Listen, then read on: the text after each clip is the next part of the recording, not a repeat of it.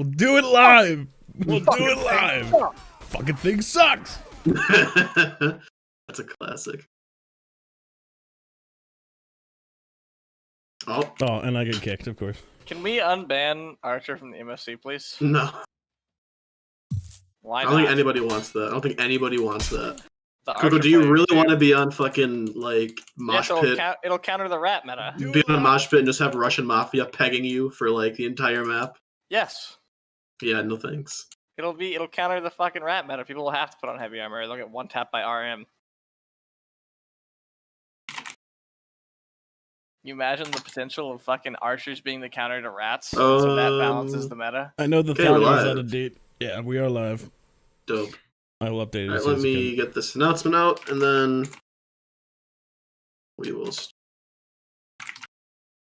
The dumb peasant convention is that way.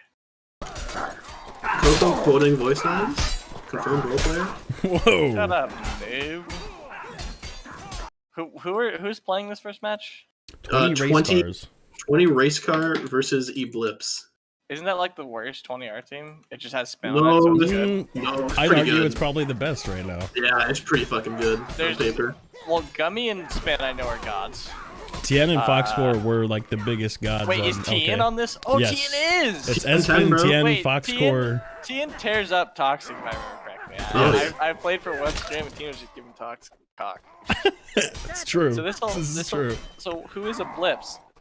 It's the old Eclipse B team, and they still go by Eblipse. They're gonna. It's gonna be like most likely it's gonna be a farm. Was this a challenge? Yes, 20 race car challenged Eblipse because they want to grab some free low. Okay, so yeah, I'm pretty sure Spin, Gummy, and Tien and are just like sick nasty at the game, from what I remember. And then I don't know any of these players except for I got Dirty cast Dan. this game. You got what? Muff? Muff? Sorry, I was talking to my dad. Sorry. Oh, okay. He brought some hamburgers for us to make. So. Oh, dude, they're putting Spinalla last? That's so cringe. I want to see him, like, just ace. Who's Fox? Foxcore is an old LK player. He just got farmer Dirty Dan.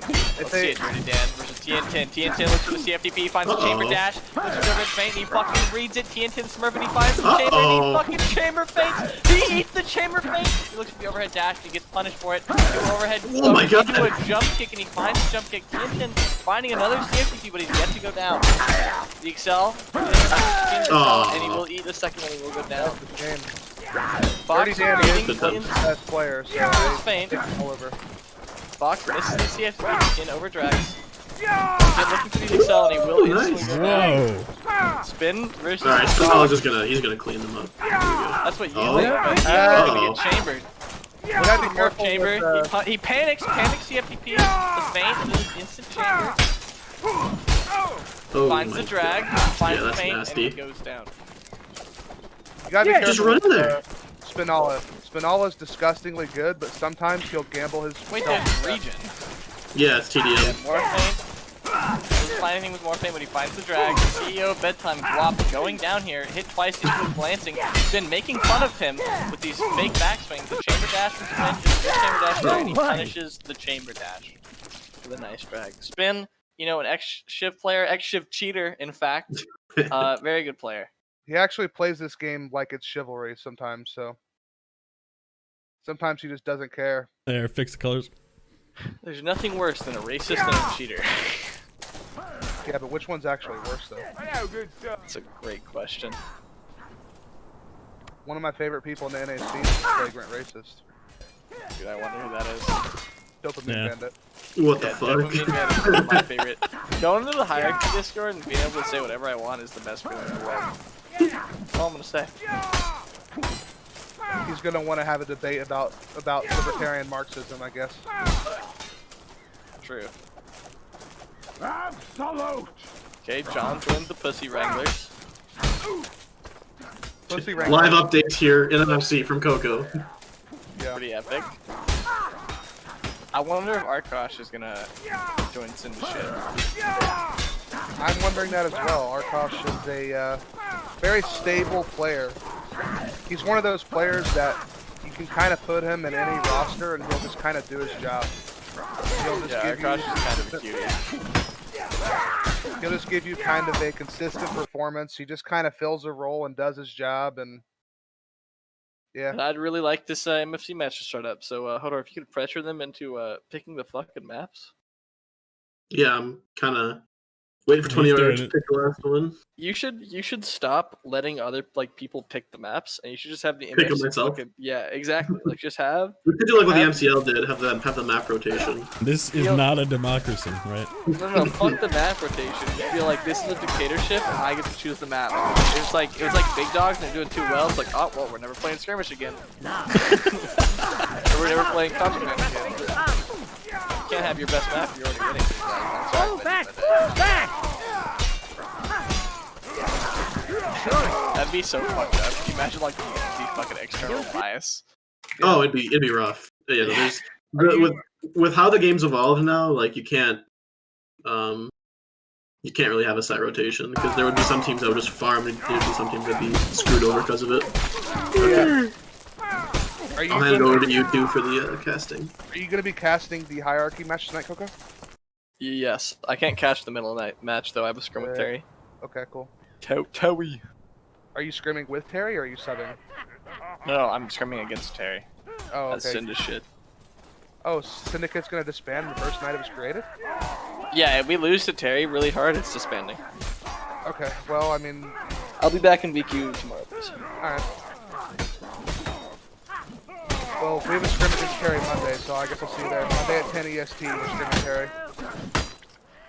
I'd never join Terry. Big Dogs is where I want to go. But they already got Cyclone, so I'm never going to get accepted. Alright, opening up this round.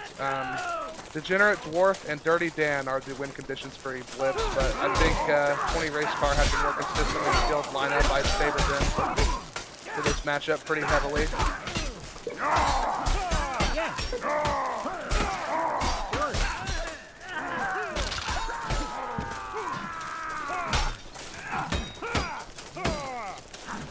Pretty convincing round here from 20 Race Car. Let's see if we can get a team ace. No, we can't because box score had already gone down. But some pretty solid players here on 20 Race Car. This is my first time seeing this lineup. I didn't realize that Spinalla had actually switched 20R teams he was playing for. Yeah, Tien's a good player, Spin's a really good player, Gemmy's a really good player. Not sure who Fox Fox is, pretty good. Magicrome's a good support. Fox score was by far the best player on LK. Yeah, Spin has two players back here up against the wall. He's buffering pretty well, but Guap will pick up that first pick. That's not Fox score just flashing with Guap and going down, but That's Gummy will not pick Guap. up two. That's not making the Guap. difference. Wait, who's CEO of Bedtime? That's CEO of Bedtime. That's his actual name. I always thought CEO of Bedtime was Guap. No, different people. Just like a similar custom. What team is Guap on? Diarchy. By the Who way, is CEO of Guap Bedtime? That's It's CEO, CEO of of Bedtime. bedtime. It's just CEO of bedtime. The Coco? fuck? Who's Coco? Who is Coco? Coco. Who's Coco? Okay, it looks like 20 race cars can go right. They're spreading out really well here. You know, they're on the 3v3 frontline weapons, so they're really trying to force these duels here, and they're getting it. You know, they're wrapping really well. Seems CEO's Bedtime is one shot there, and Tien will get, you know, clean up on him really fast. And it looks like this round is going to go pretty convincingly to 20 race car here. Yeah, the 3-2 split kind of paying dividends. I mean, I don't really like how Eblipse decided to counter that. When you're getting 3-2 split on the mosh pit, you don't want to go to the wall and leave yourself no room to No, move around. You want to actually just, I think you just want to actually 3-2 split them and match them, basically, is how I would be dealing with this. Looks like that's actually what they're going to be doing. The Maul and the Lorax on the right side. That Maul gets the hit on Spin, but Spin's holding well. CEO Bedtime looking for the swap on Tien, but he will not find it. He gets swapped on by Gummy himself. Foxtrot's going to get the first pick on Dirty over there, following it up with a team kill, but he will clean up their side of the map over there. And, you know, looks like 20 Race Car is going to 4-0 this pretty convincingly. This is not looking good for Yeah, I actually like Eblipse's thinking here. They do exactly what I think is the correct way to deal with this. Problem is, you know, I have a little bit of insider information. On Eblipse, Degenerate Dwarf is one of their win conditions. I don't think you should have him matching someone in a duel off to the side. You want him in the 3 to try to get picked. He's pretty good with that ball. But he's not really a duelist. Yeah, Degenerate is stuck in the middle of the fight here. Spin gets the first pick in the 2v2 off on the side, but Degenerate gets the counter pick, and he will go down to the great sword stab from Tien. I think this is for sure. You know, now that I know Tien's on it, one of the stronger 20 race car lineups. I feel like, or 20R lineups. I feel like I don't really know Fox. I know Mad Chrome's a good support, but support is kind of like bad nowadays. They also have a Cowie on the bench. Yeah. It's Oh, a they pretty do? good- Wait, why do they have a Gummy's Cowie on the also bench? Gummy's a pretty good bugger. I think Gummy's still kind of learning Skirmish a little bit, but he's a good duelist, good bugger, so definitely lots of potential on this lineup. Definitely TN10 and Spinalla are the star players in this lineup, though. Fox Core, as I said, was by far the best player on LK. TN10 was on LK. Oh, okay, yeah. If TN10 was on LK, then yeah, they both were pretty good. Yeah. 2v2. It's like they're gonna take this round. The Spin can find something in this 2v1. Dirty panicking, running, hiding along the wall. Degenerate just putting pressure on Spin. Spin footworking really well here. You can see him trying to keep them both in front of him, but it will not be enough. He runs to the gap, the correct decision in my opinion. Looks for the gamble, but he will go down to the morph. Yeah, but Degenerate Dwarf doesn't care. He doesn't care what you're doing. He ignores what you're doing. He just does what he wants, and he just inputs there, and it wins. So, I mean... Kind of blown away Dwarf is not playing Maul right now. Spin looking for these morphs in the middle of the fight. He gets hit in the back, and Dirty swapping really well. Dirty could have found the kill on Spill, but he fucks up, makes him a take. I think that'll cost Blips the round there. Dirty had a guaranteed kill on Spin. He played it really well. He swapped twice. He didn't spin one shot, but he just didn't finish it. He hesitated, and that would have been, I feel like, the pick they needed to snowball that round. Yeah. Yeah, I gotta feel bad for Eblipse here. There's just, I think, just a little bit too much firepower in this 20 race car team, and Eblipse is a new lineup, but they actually have pretty good macro for a new and The team hit from CEO bedtime when he could have gotten a kill instead of the team hit. That's so sad. Indeed. You know, maybe they're just... There was a saying back in Syndicate, it's just a warm-up round. You know, maybe they just need this one round to kick things into gear. And hopefully we'll see some changes, but this seemed pretty convincing towards that 20 race car. Well, the problem is that on Eblipse, they're a new team, and they've got players who are new to comp on the team too. And their best player is probably Dirty Dan and Degenerate Dwarf. And must be said, I think every player on 20 race car is as good as their best player, if not better. So they're just out skilled, and they probably also are like going to be beat in terms of macro too, just because of the experience level on the 20 race car members versus the Eblipse members. But I think Eblipse has a potential to be like a good, solid, middle of the road, mid tier team. Yeah. You see Nobite joining. I like that guy. That guy's pretty hype. He's a good mole player. Oh! One thing I really like about Eblipse though, Coco, you might notice as you watch, they're pretty fearless. They really like to play aggressive. They like to, try to force the enemy team into an engage that they want. They're not one of those mid-tier teams that play scared and play passive. They usually like to take control of the situation and be aggressive. So that's definitely not a problem they have. The problem they're going to have in this series is, as I said, it's just there's more experience on the 20 race car lineup, and also just a little bit better, the higher pedigree of player. The only thing I'm seeing is me fall asleep because of how boring this shit is. That's actually toxic. That's actually so rude of you to say. Didn't your mother teach you manners? We're just So we sitting have here a roleplay AFKing, session dude. going on. Yeah, we're sitting here AFKing. They don't have their fucking 5th player in.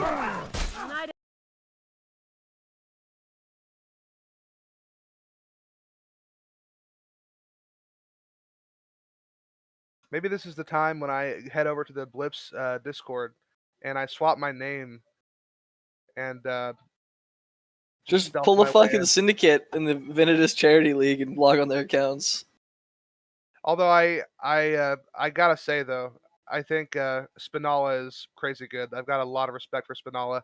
I also think man, there was just somebody else that I saw in the last game on TN10, yeah. Last time I saw TN10, he was using Rat with Dodge and Rapier and was playing in Pugs and Skirmish, and seems like he's come a long way from that stupid fucking setup he used to run. So What was that? What was He the used to- previous one? he used to run rat with rapier and dodge. Yep. Dude, rapier's broken, dude. That's Rapier is a really the good anti-rat weapon. that's the Dresbony technology, dude. How you shit on the Dresbony technology? No, Zaxosaur was telling me last night. She said that the best setup she's found to kill rats is just rapier with Targe, and Warhammer, and basically, if they're using a weapon like a Maul or even a Bardiche, you can just straight up gamble them. You could also combo feint them, like just spam a miss on purpose and then combo feint. The Yeah, thing there's a lot is, of- though, is if you're a human being, like you'll notice when people are missing.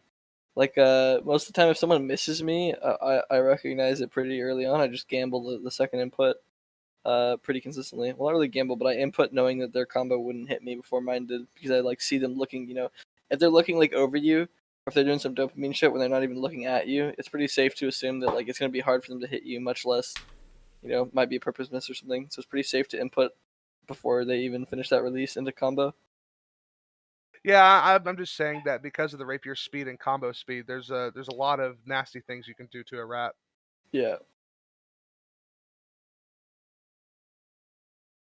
Just waiting on an Eblipse member who's deleting mod.io and having issues, I guess. Oh no.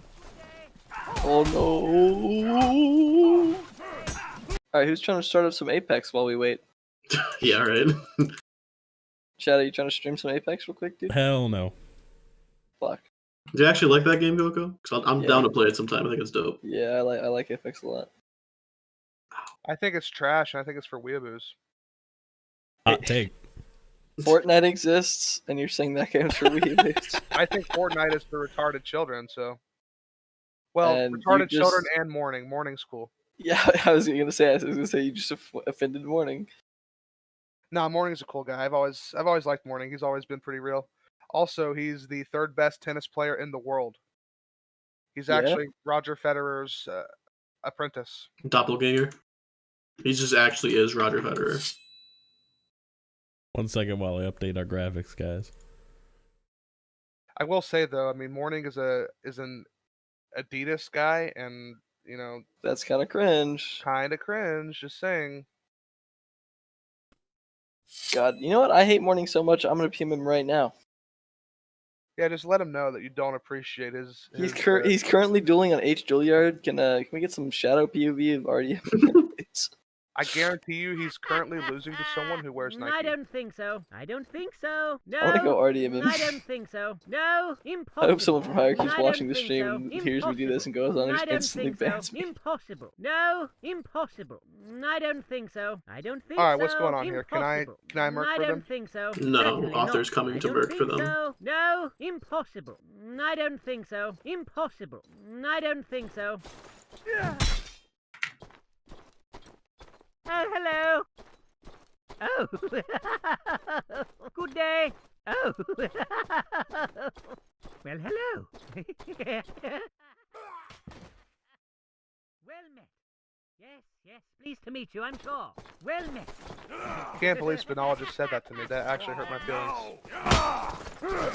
Doesn't mean exactly friends. He can consider my feelings hurt, actually. Who knew Espen was so toxic? Me. Why do you pronounce his name wrong? I don't get it. It's obviously Spinalla. It's Espen. It's obviously It's obviously Spinalla. You know I live 10 minutes away from Espen. Don't believe you. I ironically do. I'm gonna need to see pics or it didn't happen. Certainly, yes. He lives in San Antonio and I live in San Antonio. Certainly, yes.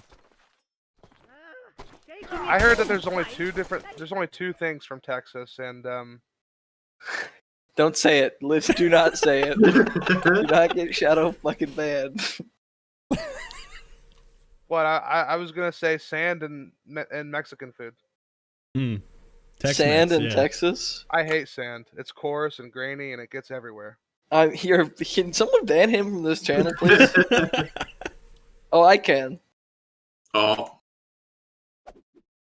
Don't do that. No. You're lucky he has streamer mode on already. The way funny. Okay. Finally getting started. Oh fuck. Okay, I'm joining. 50 million years.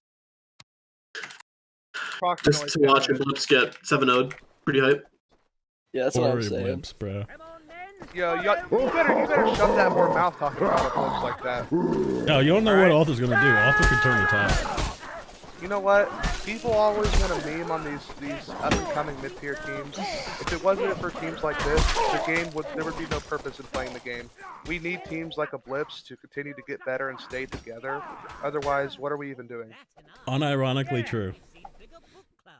Yeah, I'm rooting for Eblipse. They've got a bunch of new players that are new to comp. They're very aggressive. They have balls, and I really like them. They've got potential. They're toilet bowling currently. I kind of like this engagement though too. Not afraid to take the fight. Unfortunately, I think they're just a little bit outmatched in these engages. Kind of a mop-up here. I really just want to see Eblipse, you know, challenge 20 race car 7-4. Just make a map or two competitive. Show that you have a little bit of fight and you can compete with these guys. That's all I want for them. Yeah, I think it's a little too hard though. You know, a lot of these 20 race car players are, in my opinion, like reaching low A tier, and Oh, you don't really see that from the Eblipse players. No, totally agreed. Spinalla is probably in the A tier range, yeah. And Kawi, someone we saw on 20 Bliss. Gotta feel bad for 20 Bliss. I mean, 20 Bliss is kind of losing their good players with Cantaloupe leaving today. That's a big loss, but that's for another time. Yeah, thanks, Coco. Appreciate you. What? Degenerate Dwarf coming in for back hits. Actually whiffs. That's no bueno. As the people in Texas would say, that's no bueno, Holmes. Degenerate Dwarf kind of getting picked here. Yeah, if you get that flank with the ball, you can't afford to be missing. You need to be taking those opportunities. Can't be missing backs. That is what they say in Texas, right? If something's not good, they will say like no bueno. I thought they just said bad hombre. You are fucking racist. Corn Pop ran with a lot of bad dudes.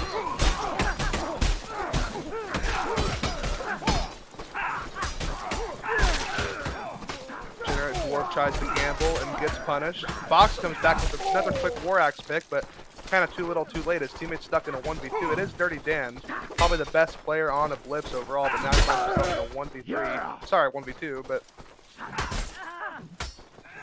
Let's go, Box. Split some wigs, buddy. Get in there. Oh, double pairing. Doing well here. Spinalla's playing chivalry on him, though. He doesn't exactly know how to counter it. And he gets gambled. Spinalla at a fat 9-0, the only player on the server who's currently not died yet. Kind of showing that he kind of is just a cut above the rest of the players in the server here, but... Coco, I need your help here, bud. You need to say something. Coco in all of Espinal. Coco's not in the server, so he's not going to be saying much. Oh, He's busy dueling morning. interesting. Interesting. Alright. Alright, well, we're seeing another dominant round here. Spinalla does finally get his first death. CEO bedtime gets murdered. Just dominant stuff here. It's just, I honestly don't think there's much more to say than 20 race car just has them covered in skill. There is no weakness that Eblipse can really take advantage of here. They're just outskilled across the board, but they're getting good engages off. They're playing correctly. I'm liking what I'm seeing.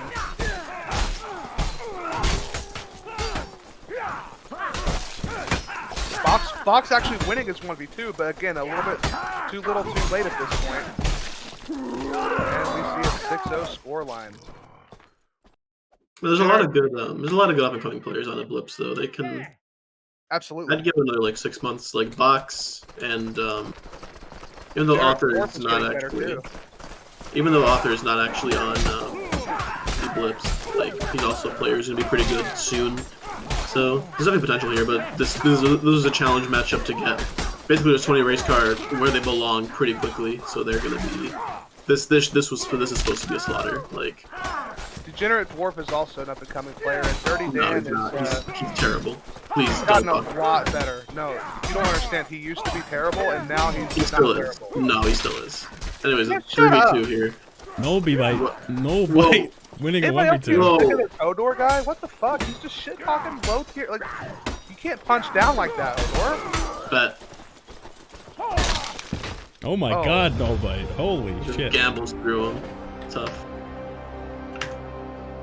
Wait, why are you doing my boys dirty? What the fuck, Hodor? Yeah, that's what I'm saying. Hodor's being toxic to the low tier teams, dude. He doesn't know what it's like down there. All right, sure. Listen, True, You know how true. I know what it's like. almost all of those players are new to comp. Yeah, almost all of them. Jenner's been around for 2 years. He hasn't improved. Stop capping. You're actually pissing me off, dude. Oh my god.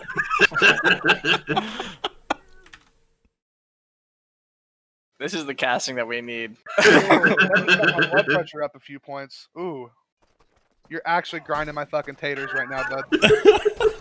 Oh, you're about to have a big muffin-shaped problem, dude. You're grinding my taters. That's the first time I've ever heard that. You'll get a lot of unique sentences when Muff's around. It's pretty fun. Yeah, and only some of them make sense. Alright, let's watch Generator Dwarf this round, see how good he is. He's on the mall. He's gonna be going left on his team here with a 3-2, Genuinely maximum speaking, 3. he has gotten much better. Guap has been training him a little bit, and he's definitely less brain dead. How much less brain He's gonna dead? get ruled out by Sam. The rest of the team gonna just win that. Tries where he whiffs on a back. He has to stop doing that. Yeah, He does so- that so often with Maul. And I don't like how Eblipse sort of just let themselves get backed up into a corner there and just gangbanged tough. Yeah. The one thing I do like about Eblipse though, and I've already said this, they're very confident. They don't really play scared. They'll take the fight to the enemy. It doesn't really matter who they are. I say that as they do their best Anne Frank impersonation and actually camping in a corner. What does that have to do with Anne Frank? You know. Muff is feeling edgy tonight, bro. I don't know how I feel about this. Oh, After Offer gonna get one kill there. Shadow, you better turn off the stream, man. Getting too risky. I'm gonna get fucking racial. Statistically speaking, 9 out of 10 Oh players my in the God. server like a good gang rape, as Author just found out. What? 9 out of 10 players enjoyed what they saw just now, but Author was not a fan. This is way too disjointed. What is Author doing? He's going to get picked instantly. He's way out of position. He's living? He's living? Arthur's crazy. He's actually he's really good. He's a good up and comer. He That is was a huge gonna. overextension, though. He should have died. Yeah, probably. This is actually a pretty good engagement though from them. They're gonna be able to clean up, get 2 2v1s. Have to not lose them. Do take down Gummy. Foxcore finds a kill in his 1v2 though. Foxcore is one of the things Foxcore is the best at is 1vx. He is so good in 1vx. Like, even right there, that was unfortunate. Got dragged by the War Axe, but that's something that Foxcore is very, very good at. So that's actually a round for the Blips. Yeah, Espen went mall rat and got picked almost immediately. His name is Yeah. Nala, you... Dude, what is your problem? I've heard some people do that too. I've heard Sinbad do that. Like, I don't know why people just literally actively pronounce his name incorrectly. Shadow of a Stab Gambler is actually fucking irritating. He's actually irritating me, dude. Oh, Spinalla doing some fancy 360 chambers. He reminds me of Bang. He reminds me of Bang, but way more effective. Oh my god, he does. Yeah, he's like not dog shit Bane. Or Bane. Or, sorry, Bane. Oh my god! Jesus.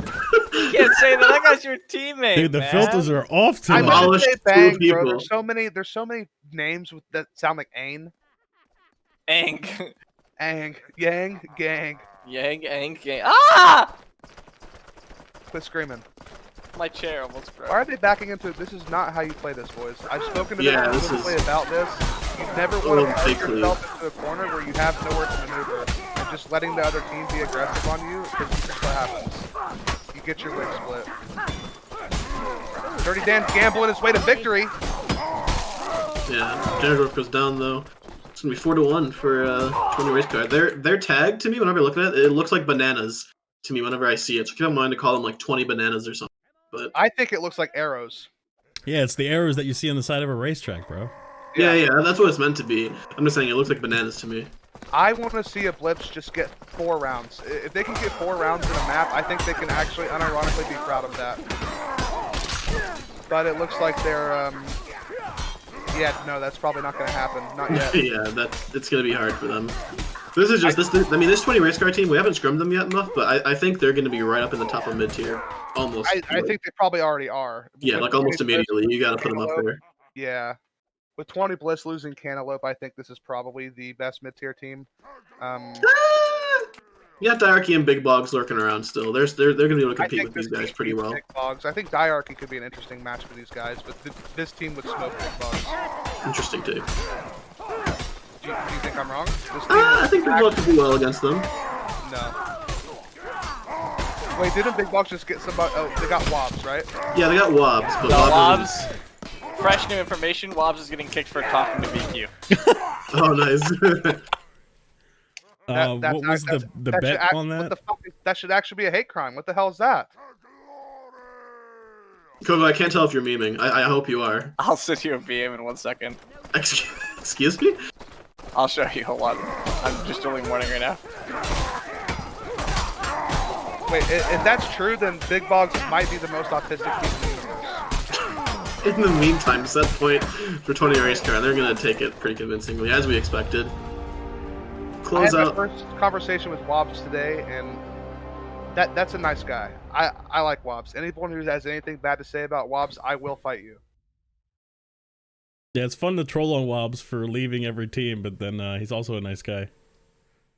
Yeah, but the thing you have to know about Mordhau in the mid-tier, teams fluctuate so much with players moving up and down and stuff and leaving and joining new teams.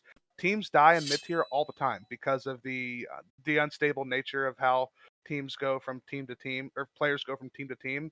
So a lot of times players will leave teams because a team's dying or a team just outright dies, and you can't really blame it on Wahbs. Like, Wahbs has always been in mid-tier, low mid-tier, and that's just an inherently more unstable environment for teams to exist in. So, like, it's kind of hard to hold him accountable for that. But I don't know the situation behind any of his team situations. All right, what do we got? Next match in 20 minutes? Yeah, give or take. About 20 minutes. Clippers versus Death Clippers Guard. versus Death Guard. I think that'll be a pretty good match. I'm interested to see that. So that'll be in about 20 minutes. All right. We will see you guys then.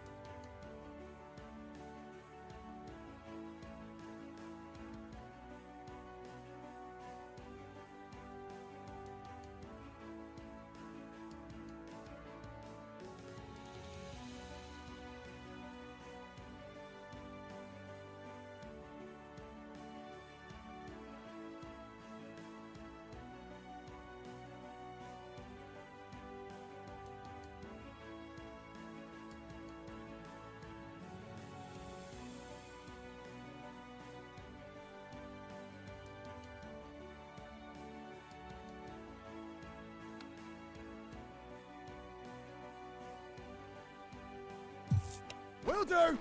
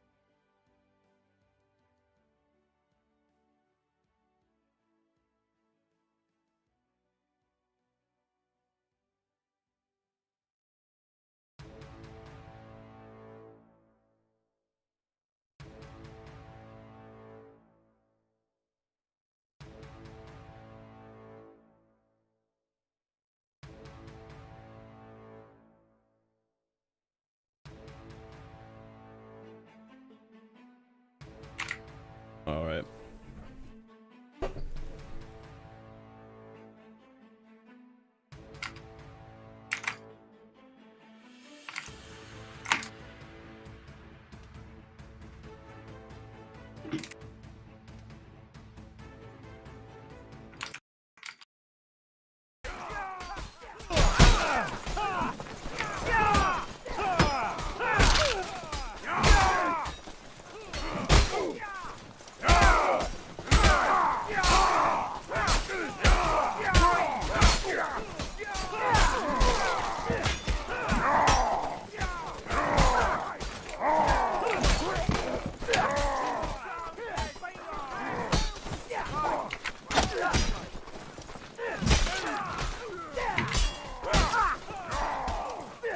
Alright.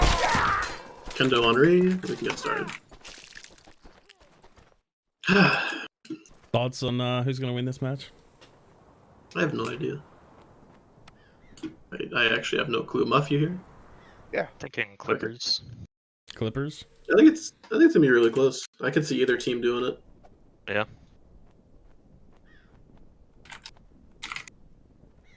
Big thing is whether Pink Lemonade plays well. If Pink Lemonade plays well, then it really should be kind of a farm. He should be pretty far and away above this other team, this tier of play, but we'll see what happens. Pinko was a big standout on OK. Yeah, he's still, like, he's really good. He just didn't play well last time this team played.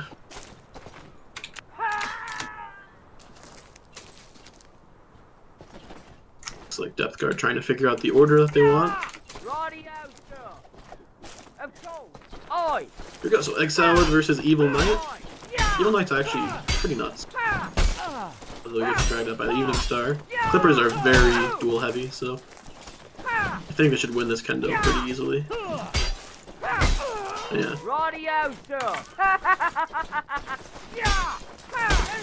Yeah, I'm definitely interested to see. Last time I saw Clippers, they were definitely interesting. Pink Lemonade is probably the best player in this matchup, though, right? Oh, on paper, yeah, absolutely. Although that Epic guy is also really good on Clippers. Oh my god, Pune is just getting... oh my god, Excel just annihilated all of them. Jesus.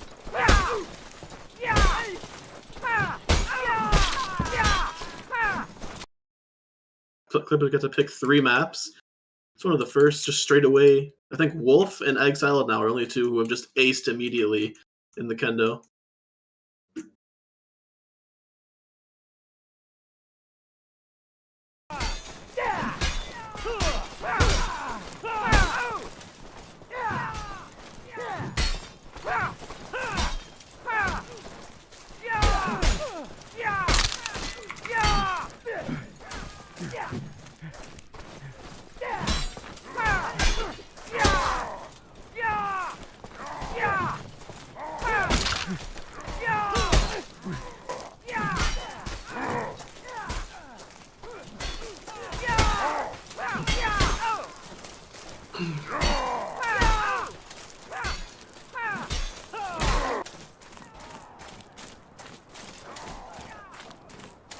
All right.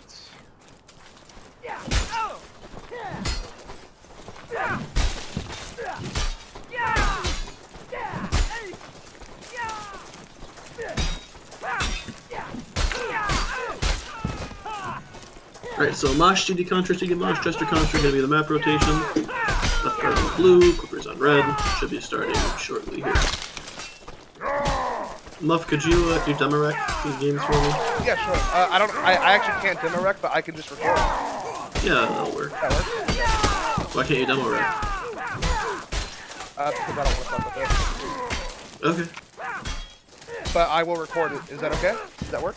Wahbs, can you demo rec? I've actually never done it before. Yeah. You literally just type demo rec space and then the name of the whatever you want the file to be, and then you do that for each map. Okay. Demo rec. What should I call it? Because I will forget. Just for the when I change the map, just name it like Clippers versus Depth 1 or something. Okay. Alright. So yeah, just demo rec space, then Clippers versus Depth 1 or something. Whatever is easiest. And I am going to go scrim. So have fun. Alright, later, Hodor. Thanks, Hodor. Got Wahbs joining me, first time caster, I believe. Yes, sir. Demo rec Clippers 1. Yeah, so I am leaning toward depth guard here. I know Pinkle Minade is said to be pretty good, and I've heard from Wolf tells me that Evil Knight is pretty good. I don't know about Wasabi Avenger. And on the Clipper side, Japward. If Japward has a good time on the rat and gets backs, Clippers can usually make a pretty good game out of it. And also Egg Salad tends to be a real good frontliner for them. So those are the two players I would watch on the Clipper side. Seeing a really split engage here. Firepot not having much of an effect at all. Wasabi Avenger does get the early pick, and Half Asia gets the second pick. Cooper does answer back, but a little bit too late, and he finds himself in a 1v4 and goes down likewise. Yeah, nothing really much to do there. They just got a little too split up at the start. Looked like they didn't really know what side they wanted to take. They also got to be careful about staying against this wall, against a team that's using a fire pot, because being against the wall with a fire pot, obviously you're going to get your team cut in half. We see them collapsing on the left side here. They have a 3v1 over here, but actually this guy leaves. Egg Salad needs to win his duel, and he goes down actually. But there is a even trade, and Cooper actually getting pulling ahead for his team here. Huge pick. They have a 1v2 here on Evil Knight, and he does go down. And Clippers answer straight back.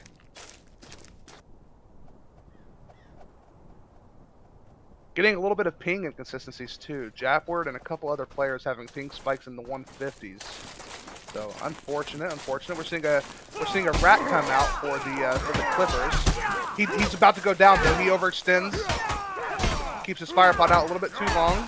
And we just have a bunch of duels here. And Pinkle Minade does get the first pick. Evil Knight following up the second. Oh man. Yeah, Dropper got a little too caught out right there at the start. Wasn't able to get much done there. Couldn't get any free backs.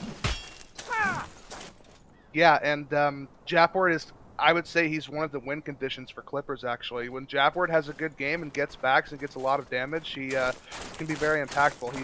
He kind of an important player for Clippers. We got two people wrapping around the far side. Egg Salad does pick him up. It's a 3v3 here in the back. Wasabi Avenger does get an opening pick very early, and they're just kind of snowballing here. Egg Salad has no idea what hit him. I mean, right off the start, Japward just runs through, got two-shot immediately. His fire pod didn't connect. Yeah, it was kind of a wasted rat on that round. Yeah, him having that fire pot out also gets him hit too, which is a big deal.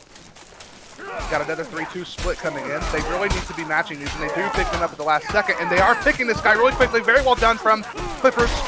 Trogdor answers back and kills Japward in a free headshot, though. You gotta be parrying those. And they're just slowly grinding out these fights. This is not looking good for Clippers. I think Clippers needs to change something up here and do something fast and aggressive. They need to be wrapping the the left side, or what they should do is maybe collapse on the two that are pushing, try to get a pick as quickly as, and that looks like that is what they're probably going to try to do. They should go left right here, right now, though, but a little bit too late. They're committed up against this wall, and it's not really looking good. It's kind of a bad position for them. If they're kind of getting split up here. Yeah, I mean, Clippers falling prey to the 3-2 split over and over and over. Yeah, the rounds seem to be dropping very fast. They're gonna have to change something up. what they should do is they should lean toward the right, and then they should wrap around whichever side has less people. Like this round should be the left side, but they are kind of doing that, but it's kind of a little bit late. But they do find themselves in a good position, though. Oh, never mind. I'm talking about blue team, not red team. Clippers do answer back with 2 kills, but this guy needs to survive. Cooper needs to survive this 1v2. They're both 1 HP, though. This is doable if he gets a kill really quickly here, and he doesn't. Yeah, I think right there, going to the strong side, it seems like they're kind of at a stalemate once they get up to the engagement. They need to be taking the strong side 100% because Death Guard is playing really split up. They can just easily take these 3. I actually would say it'd be better to push the left side, but I mean, as long as they all commit to one side, I think it's better than what they're doing now. Egg Salad getting an early pick, and going to get another one too. This is a good start. He should find the back of this Bardiche player here. Wasabi Avengers taken down, and Pinkelmanade is dealt with in an orderly fashion. Yes. Yeah, they need more rounds like that, but Pinkelmanade is already on 11 and 2, and Wasabi Avengers on 10 assists. And if you look at the Clippers side, they're just not fragging at the same level. Death Guard need one more round to take the first map. 3-2 split. That's just what's been working for them. They're back into a corner here with nowhere to go, and they're getting wrapped from all sides. Yeah. This is the one thing you don't want to do when you're getting 3-2 split on. This is the one thing that is terrible for you. If you're on the receiving end of a 3-2 split, you want to get yourself out in the open where you can choose which side you want to push and which fight you want to take. But when you put yourself up against a wall, you're just letting them crash into you from 2 different sides, and that is not the way you want to be dealing with that 3-2 split. Dominant first map here from Depth Guard. Pinkelmanade leading the charge. Sabi Avenger on a big 11 assist, and 5 kills is the top fragger for Clippers. They definitely need to be changing something up here. What would you like to see them do here? If it goes to a contraband or something, do you think there's anything they can do to... Oh, it does go to contraband too. Oh yeah, so for contraband, I think they can make Japward a little bit more efficient on the rat. It seems like on Mosh Pit, he wasn't able to find any openings or get anything done. I'm hoping they have something planned to turn it around. I think we've got the wrong map, guys. Okay, apparently this is not going to be contraband. So Okay. Disregard everything.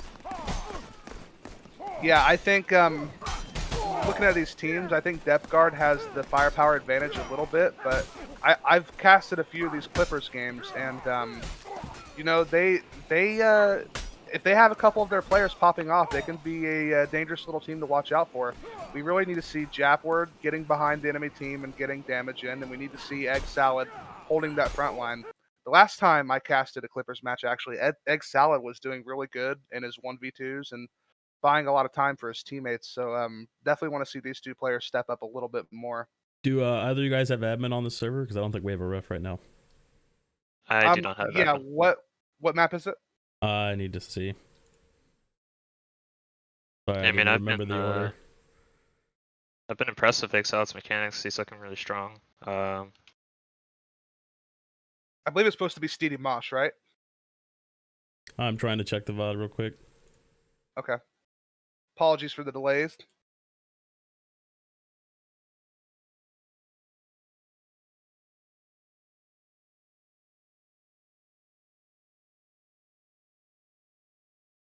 Okay, it's Mosh, Steedy Contra, Steedy Mosh, Chester Contra. So we're on Steedy Contra, right? Yes.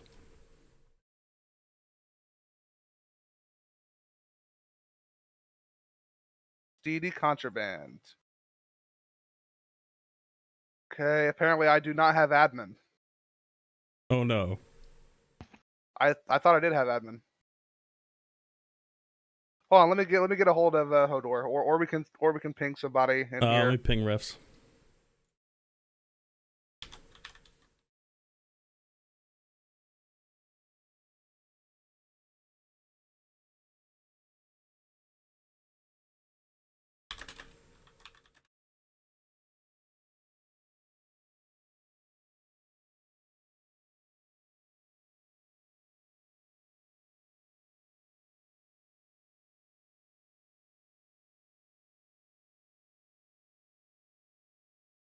Hello, I can be admin.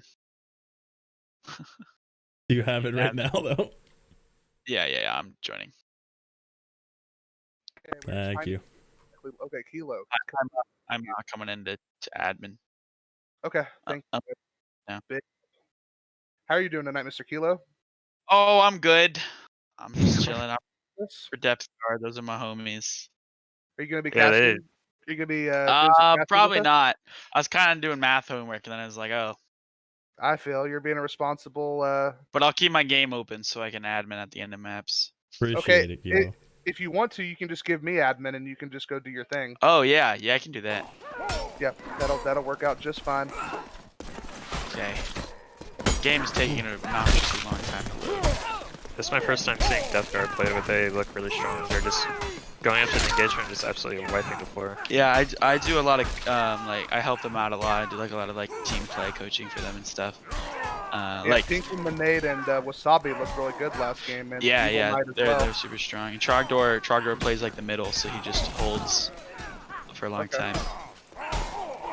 And yeah, they're pretty good because Trogdor just parries a lot, so we just put him in the middle because they were struggling with running like a spear or anything. By the way, I'm joining the server. Which one? MFC Kansas. Kansas guy. Yeah, they were having trouble with like playing spear W and whatever, so it's like, okay, let's try 3-2 split, and they've been really liking it. And I heard you guys talking about it too. Yeah, I mean, That it's working. not taking any credit away from them, but most of what I saw was Clipper's inability to deal with it. So Yeah, oh, on definitely, Mosh definitely. That's kind of what I told him. I told him that a lot of lower tier teams, and it worked last week really well, and then this week as well. yeah, a lot of lower tier teams just get really intimidated and don't know what to do. I think the best thing they can do without being really prepared for it is probably just to mash the 3-2. I mean, that's probably It's CD Contra, right? quickest- Yes. Yes. Yes, sir. Yeah, if you want to give me admin, I can handle Yeah, this. So got you it. don't have to. Yep. But yeah, I think if they're going to be getting 3-2 split on open maps, I think the best way to deal with that quickly without having prepared for it is probably just to match the 3-2, or you can just group up and try to wrap whichever side looks like the easier one to wrap at the time. Hey, one quick thing, Muff, don't forget about the demo rec thing that you're Okay. doing. Alright. Another Okay, 3-2 you split. should have admin muff. Okay, we're seeing a 3-2 split on Contraband. This is actually quite rare. Egg Salad goes down very quickly in this 1v2, and Half Asian is very low. He's going to get picked very quickly. Crab does answer back, and he's in his own 1v2, but it's kind of too late. His teammates have gotten picked a little bit too fast. And so they opted to just push their mid, and looks like they went to push the weak side, but it wasn't enough. They just got caught really hard in a bad spot. Yeah, and one of their players loses a 1v2 instantly. That's Egg Salad. If they actually send two to duel him, that's very favorable for Egg Salad and his team. He just needs to buy time. Just be chambering everything. You have a lot of stamina in this build of the game. Chambers don't cost that much. Just spam it and keep yourself alive. Japward entering the fight.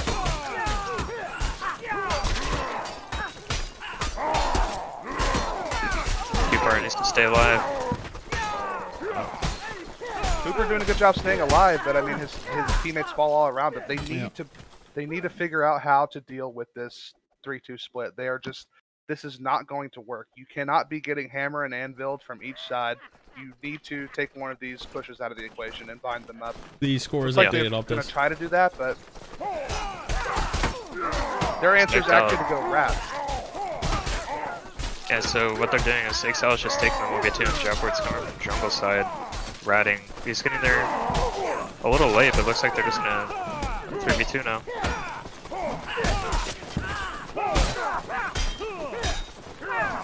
Third player, oh, never mind, he gets picked. Down to a 2v2. Cooper is Take a running look on. at the ball. Oh no! Great turnaround from Death Guard. I really thought that the Clippers had that one right there. Yeah, I mean, Epic starts to lose his duel just a little bit, and as soon as he backpedals and gives that guy respect, he does a good move. He up and leaves him and goes and swaps on his teammate's fight and just gets that pick really quickly. It's just unfortunate. Getting wrapped, Cooper, and he doesn't know at all. No. Pinkle wins the duel on the side. So Death Guard actually did something really interesting right there. Instead of 1v2ing Exiled on the side, they just sent the other guy to wrap the team, and they didn't see it coming. Yeah, and Japor didn't even get to the fight till his team was all he did. Yeah. This 3-2 split is just destroying Clippers. They just do not seem like they're ready to deal with it. Their answer is to shift 4 people towards the left and have a rat. The rat gets team hit though. Oh no, this is just all going wrong. But they do get a pick on Wasabi Avenger, but Cooper gets 1v3'd. How is he in a 1v3 that long and his team doesn't have a bigger advantage? Exile does get a quick pick. But both Karen needs to and stay alive Before in this. He looks like he's winning it. Oh, Epic just punches him. Just knocks his head off, dude. Oh, they're throwing. Hardcore just being an absolute maniac, staying alive for that long. Insane. Yeah. That was actually scary from Clippers. I can't remember who it was. I think it was Cooper. Was surviving in a 1v3 for like literally 30 years, and his team just barely wins that round. If you're binding up a 1v3 for more than 5-6 seconds, your team needs to be winning somewhere. I think what they did was a 3v2 and a 2v3. So it was only a 1v3 for a sec. Nice Yeah, shot they're from finding Wasabi, it holy open. shit. That duel in mid needs to get finished fast. He wins it, he's coming. Crab is very low. He should probably just sit back and let his teammate take this fight. But he does go around the pillar and he gets the pick pretty quickly. That can be scary when you have someone who's low HP on contraband and the guy who's the one is just running around the pillar isolating you. It can be pretty scary because all it takes is one well-timed gamble or input and all of a sudden it can be a 1v1 and then it's a 50-50. Who knows? Got the rat on a big flank and they don't see him yet. You gotta hope that he throws a fire pot and gives away his presence. No, why would you do that?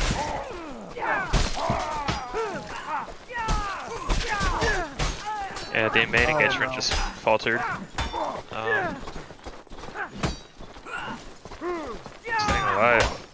Yeah, but Also then he dead. just runs himself right off the edge.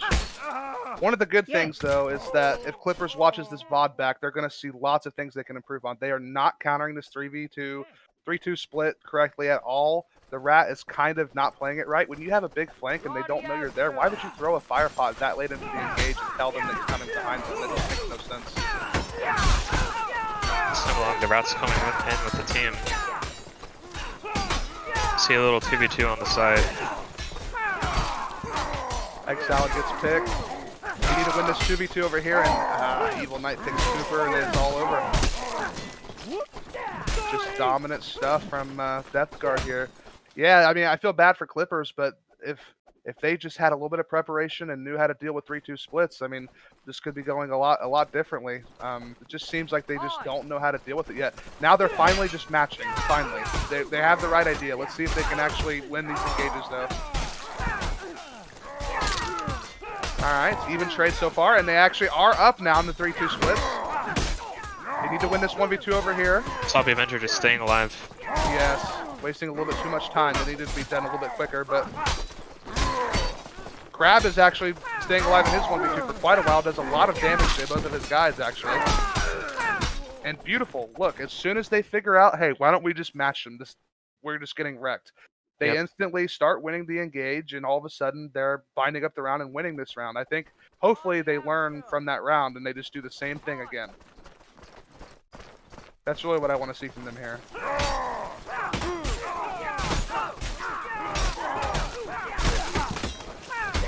2v2 going the way of Death Guard here. Up on numbers. It's going to be a good round from Death Guard. I actually didn't see what happened there. Did Clippers 3-2 split? Yeah, so they just matched. It's lost. Do you have the admin, Muff? Yeah. I just want to make sure before I head out. Yeah, which level is it? Which map are we I going don't to next? remember. It's It is Steedy Mosh, yes. And is They it, should do big. is it Steedy Yeah. underscore Mosh? Steedy underscore Yeah, Mosh CD underscore underscore big. mosh pit underscore big. Okay. Just want to make sure you have it before I head out. Okay, cool. Alrighty. Thank you, All Kilo. right, Appreciate you enjoy, for boys. coming in clutch. Yup. Later. Later, Later. kill. Demo Rec Clippers 3. Yeah, so I really hope Clippers sticks with the matching the 3-2. I think that's their best hope. I think they can I honestly think they can make a close map out of this and maybe even win these even engagements. But they definitely need to be aware that the 3-2 split matching is probably the best bet they're going to have if they're not prepared to deal with it any other way. There really is no way to just get coordinated fast enough in a game like this to deal with something they maybe haven't seen before. So I'm really hoping that that's what they end up doing. Yeah, I want to see a little bit more cohesion with their formation, how they engage, because it seemed like a couple times they were backpedaling a bit too much, and it cost them getting circled around by depth guard. Yeah, that's something that you see a lot in this level of gameplay. Is sometimes the frontliners don't understand that when they backpedal out of the engage, they're leaving a hole in the engagement where the enemies can actually put a lot of pressure on their teammates and even squeeze through their line and get behind. So sometimes, like there's a feeling you kind of have to get used to as a frontliner where sometimes you just have to sit and parry 2 or 3 people and just bind up the early engage and make sure your teammates don't get walked through. And then after it starts to split up a little bit of damage gets done and things start to settle down a little bit, then you can kind of let loose and start going for swaps and stuff. But in these mid to low mid-tier games, just a lot of these players just don't have that much experience yet. Yeah, I want to see them do what you were talking about, push those gaps and kind of catch depth guard off guard here, because depth guard is just running through them like it's nothing. I don't think so. Circling around them. I want to see Clippers go head on. Yeah, that's actually another way you can deal with a 3-2 split, is whichever side is closest to you and looks weakest, it kind of depends. You can actually just send 4 or 5, depending on how you want to do it, to wrap on one of the extremities, and because you're outnumbering them, you should be able to get one player around and behind, and then you can leave one of your players to pick up the 2 in the 3-2 split, and their goal being that they want to hold the 1v2. They want the 2 to 2v1 him, and he needs to just waste as much time as possible. But what can also happen if you do that is if the 2 play properly, then one guy just binds him up and the other guy walks right past and gets backs. But I don't think we're going to see anything that, I don't want to say advanced, but advanced, I guess. So I would rather just see them do 3-2 split matches. I think they're just gonna go ahead and match numbers. I think it's their safest option, considering I'm not sure how much experience they have dealing with the 3-2 split. It looks like they don't have much, right? Because it didn't seem like they knew what to do on the first map at all. Muff, a comment from the chat. When Muff is not being an asshole, he's a decent caster. Oh, okay. Thoughts? I'm only an asshole to a couple people.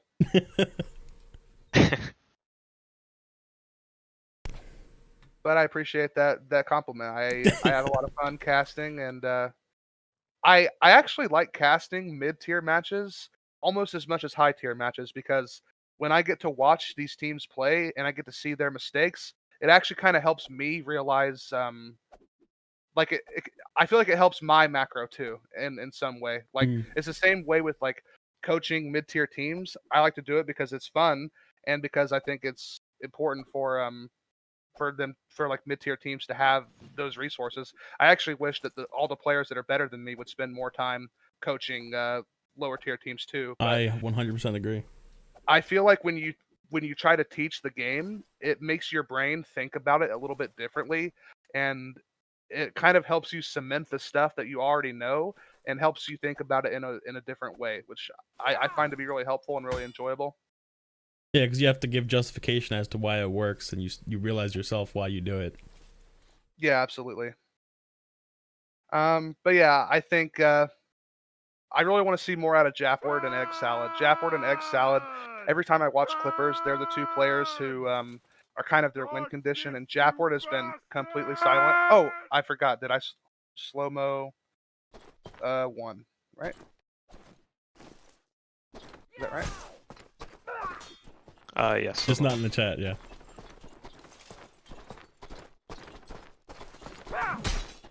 You're gonna need to restart it.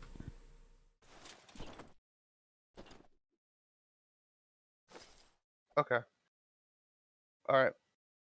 Change level. SKM. DD underscore mosh pit underscore big.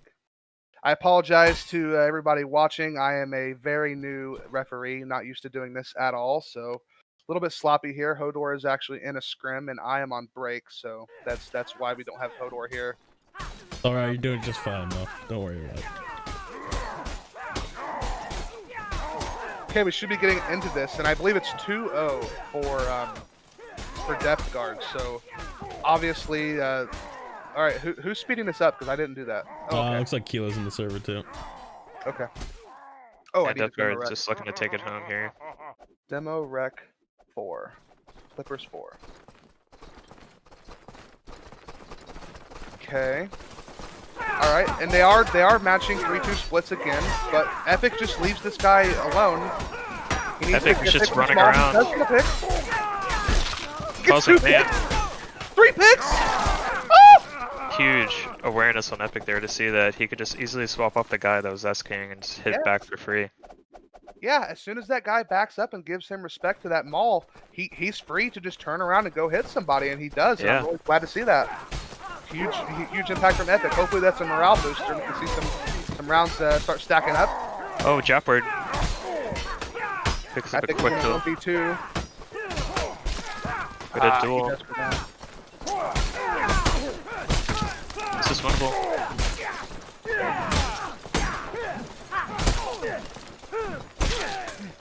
Okay, still not a terrible round from Clippers there. They did match the engage, but they kind of they lost a pick early, and their frontliners they need to focus. You know, in the early part of the round, it's more important to stay alive and not die than it is to do 1 or 2 hits of damage. You know? Maul is loose. He does barely miss a headshot though. I don't know if you saw. It looks like Death Guard get a quick sub between that round as well. Oh. They got Rumpelstiltskin in the mix on a big fat 80 ping. Epic needs to get this pick on the guy with low stam. He does, but he takes his teammate out with him. Nice Oh. get the 1v2. Both of them are one shot to this Maul, though. This is very doable. The Maul is a very dangerous weapon, but probably shouldn't be turning his back to his opponent. That's generally speaking not a good idea. The stamina will is just go not down. enough. Very unfortunate, just cleaves through, hits his teammate. Now, if I'm the shot caller for Clippers, I want to call something fast and aggressive and different. I probably want to rush the 2, you know, push this far right side, but they're opting just to match again, which is not a bad option, but they got to stop losing these picks so early. Epic does get a response, and so does X out. Epic gets another one, cleans up his 1v2 on the side, and they're absolutely just farming. Epic just walks in, just clicks 3 times, and these guys just actually got a free lesson in bolt cut removal. Oh my god! Yeah, didn't he's even try to having parry. huge impact on the Maul there. But still, it must be said, these Clippers players, they need to stop dying so early. That's going to really hinder their ability to get these rounds. They get an early pick this time. Caster's curse, I guess they're listening. Epic has a lot of free backs here. Yeah, he tunnel visions a little bit, but Japward does come in for the... Japward leaves his teammate on no stam in a 1v1. Oh, that's not good, but he does get kills. He gets 3 kills in time to save his teammate, though, but that could have been really messy had his teammate died, and maybe the other Death Guard player gets a kill, then all of a sudden you have a 2v2, and it can be really messy there, but they do end up, and they're on a 3-2 scoreline. This is the best we've seen them do so far, and they're finally matching the 3-2 split. Now it's more like a 4-1 split. And Crab gets the opening pick. X-Out is chasing down this guy. He is 1 hit. Oh, he whips his back, though. He does end up getting the pick, though. Zombie trying to stay alive in the back. Stalling time for his team. They need to kill this guy quickly. They're running out of stand. Now it doesn't matter. It's a 4v1. This looks like a different Clippers. I mean, they start matching the 3-2, and they stop dropping kills instantly. And what do you know? That actually helps your odds. Apparently, who would have thunk it? Going back to the 3-2 split. This is actually an offset 3-2 split, but never mind. Death Guard does make the adjustment, and it goes back to being 3-on-3 and 2-on-2. Sabi Avenger is getting pretty low. Epic with the opening kill again. Oh my gosh. Clippers looking like a totally different team here on this map. Yeah, they're just bringing the aggression that they needed. I knew Clippers was capable of making this a competitive series. I'm very glad to see what we're seeing here, and to think this is all they really needed to do was to give themselves a neutral engage that they can win. Rumple does get hit really early. He's about to go down, and another for opening pick for Clippers. Egg Salad picks him so fast. Oh, but Epic tries to chamber and actually gets micro drag. Jackport gets his quick kill, but even like Cooper needs to stay alive here for his team to come. He's got a couple more seconds. He gets a double cleave. Oh my God, Cooper! He just decides to keep swinging. Japward breaking out, having a 14-2 score. This is what I wanted to see from Clippers. This is actually making my nipple like kind of hard. All right, now we get an offset. The Clippers is crab a little late to the 3v3. Epic getting a double pick instantly. Oh my He's goodness! just showing so much impact on the mall. This was the waterfall. Like a totally different team. Wahbs, like they just actually turned this on the head. Like I was thinking they were just gonna get quick 3-0 dumpster, you know. But I mean, absolutely. Clippers are still in this. Yep, they started matching the 3-2 split and it just worked in their favor, getting a lot of early picks at the mall. Indeed. Yeah, they were losing the opening picks there for a while, and it was a huge problem. Then all of a sudden, their players start getting picks of their own. Which map are we going to next, by the way? Sorry. I'm a noob. The next map is Chester. At SKM_. I haven't seen Chester in a while. I'm kind of excited to see that map again. I mean, if Clippers keeps playing exactly how they just played, I think we could see a competitive series here. I mean, that was dominant. That looked confident from Clippers. Yeah. Yeah. And you got to think of the psychological impact this might have on a team like Depth Guard too, where they were just outright winning and were probably thinking, "Oh, easy W. We're gonna get off and probably go play some Rocket League." And then all of a sudden, Clippers just says, "Actually, shut your whore mouth. We're not done." So I'm curious to see if Death Guard's going to do the same 3-2 split. Maybe they might change things up. Maybe you might bring like a halberd and try to play like a more supportive role. That's what you would want to see from Death Guard's point of view. Yeah, if Clippers is matching this 3-2 split and starting to win it, maybe you go back to more 5-on-5 default stuff, and that is actually what we're seeing here. I would keep doing a 3-2 split if I'm Clippers, and they are. I like this a lot. Oh, and just they get an instant killing Evil Knight. Rumple on the 1v2 now. He's just in a terrible position.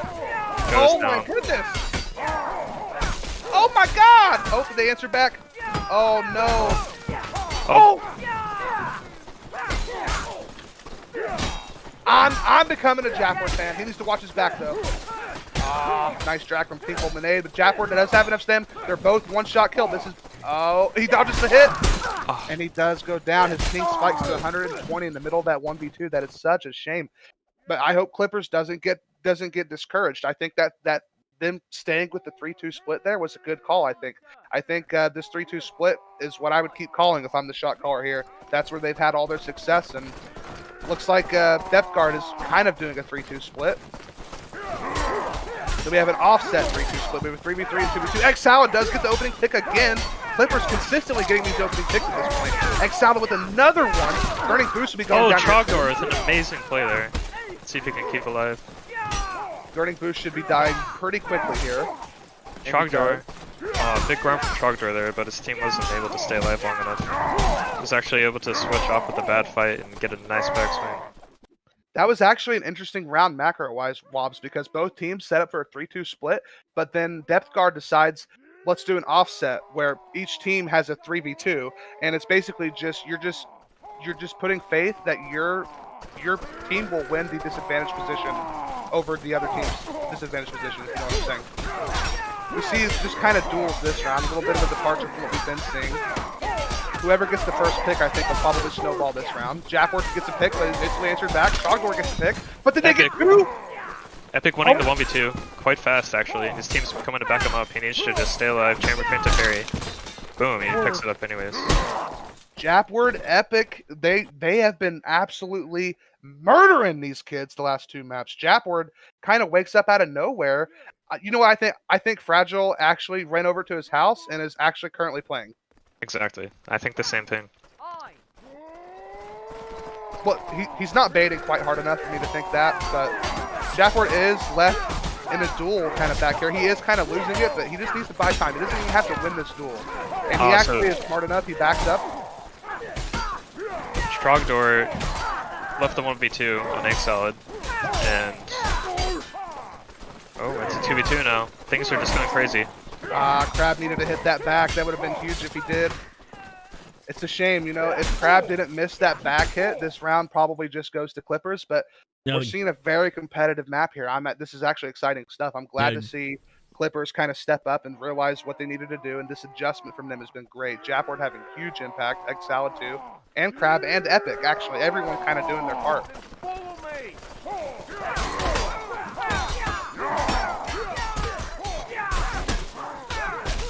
Big damage by Japward. Gets the opening pick for his team. They need to kill this guy fast. A little bit faster. A little bit too slow in that 1v2. Sometimes that 1 or 2 seconds in that 1v2 literally makes all the difference. Yeah, Q-Part just needs to stay up his team a bit more. He's getting duel off to the side, getting 20 HP very fast. I just need to see him play with the team a bit more. Yeah, still seeing Pinkle do very well, 9 and 2, and 2 of his other members are 0 and 5. Yeah, Pinkle has done well throughout this series so far, but yeah, we got 2 goose eggs. 3 goose eggs if you count Cooper. We have another 3-2 split, a 2v2 and a 3v3. Clippers has been getting the better of these situations, and Crab does find the opening pick in the 3v3.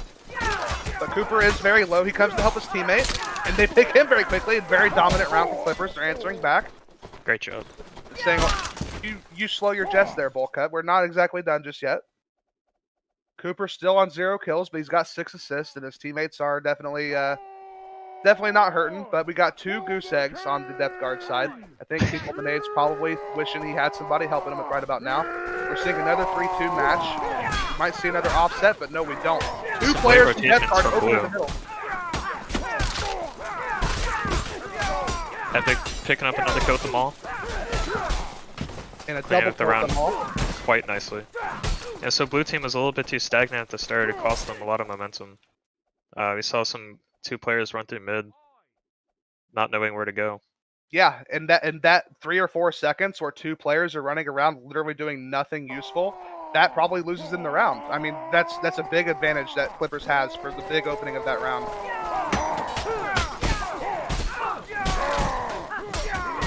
Burning Boost gets wrecked really quickly. Pinkle trying his best to stay alive here. Japward and Epic come and bail out his teammate though. The Bardiche gets loose and Epic just does not have the range to deal with him. Charter could win this. Ooh. Evil Knight misses though. Oh, that's so unfortunate. He had a free kill. He's staying alive for as long as he can. Japward picks up the kill. And this is really the tale of individual plays. I mean, we're seeing Epic answer with a lot of these opening kills. We're seeing Japward come in with a lot of these double kills in the mid to late rounds, and Egg Salad is also getting a lot of these opening kills. And it must be said, it just looks like Clippers is just doing better in these early engages. This 3-2 split's really benefiting them. They're just winning their duels. But it is a 3v2 on each side now. Egg Salad gets an instant pick. How are you letting that happen?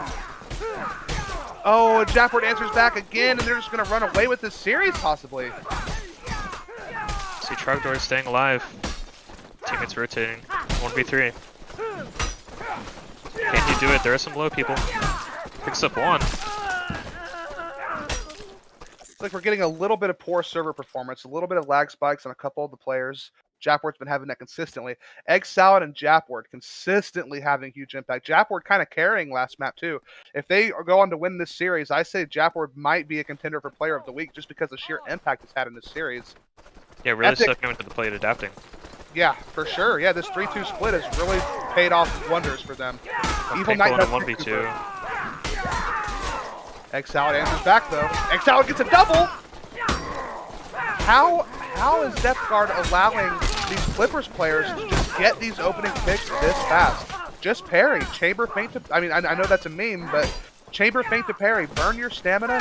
Make sure you're not dropping these kills this fast. This is a huge problem for Depth Guard. They just look like they're the worst team right now. I mean, I think that's something you see a lot in low to mid tier teams. Even is that Maul is just so strong if you can get that opening pick. Yeah, but sometimes it's not even the mall. Sometimes it's the Evening Star. Sometimes it's the Bardiche. It's True. just all across the board. They're just dropping these kills way too quickly. And when you're dropping a kill this early every single time, there's not really anything you can do if you're starting every single fight 4v5. That's just unsustainable. They're frontliners.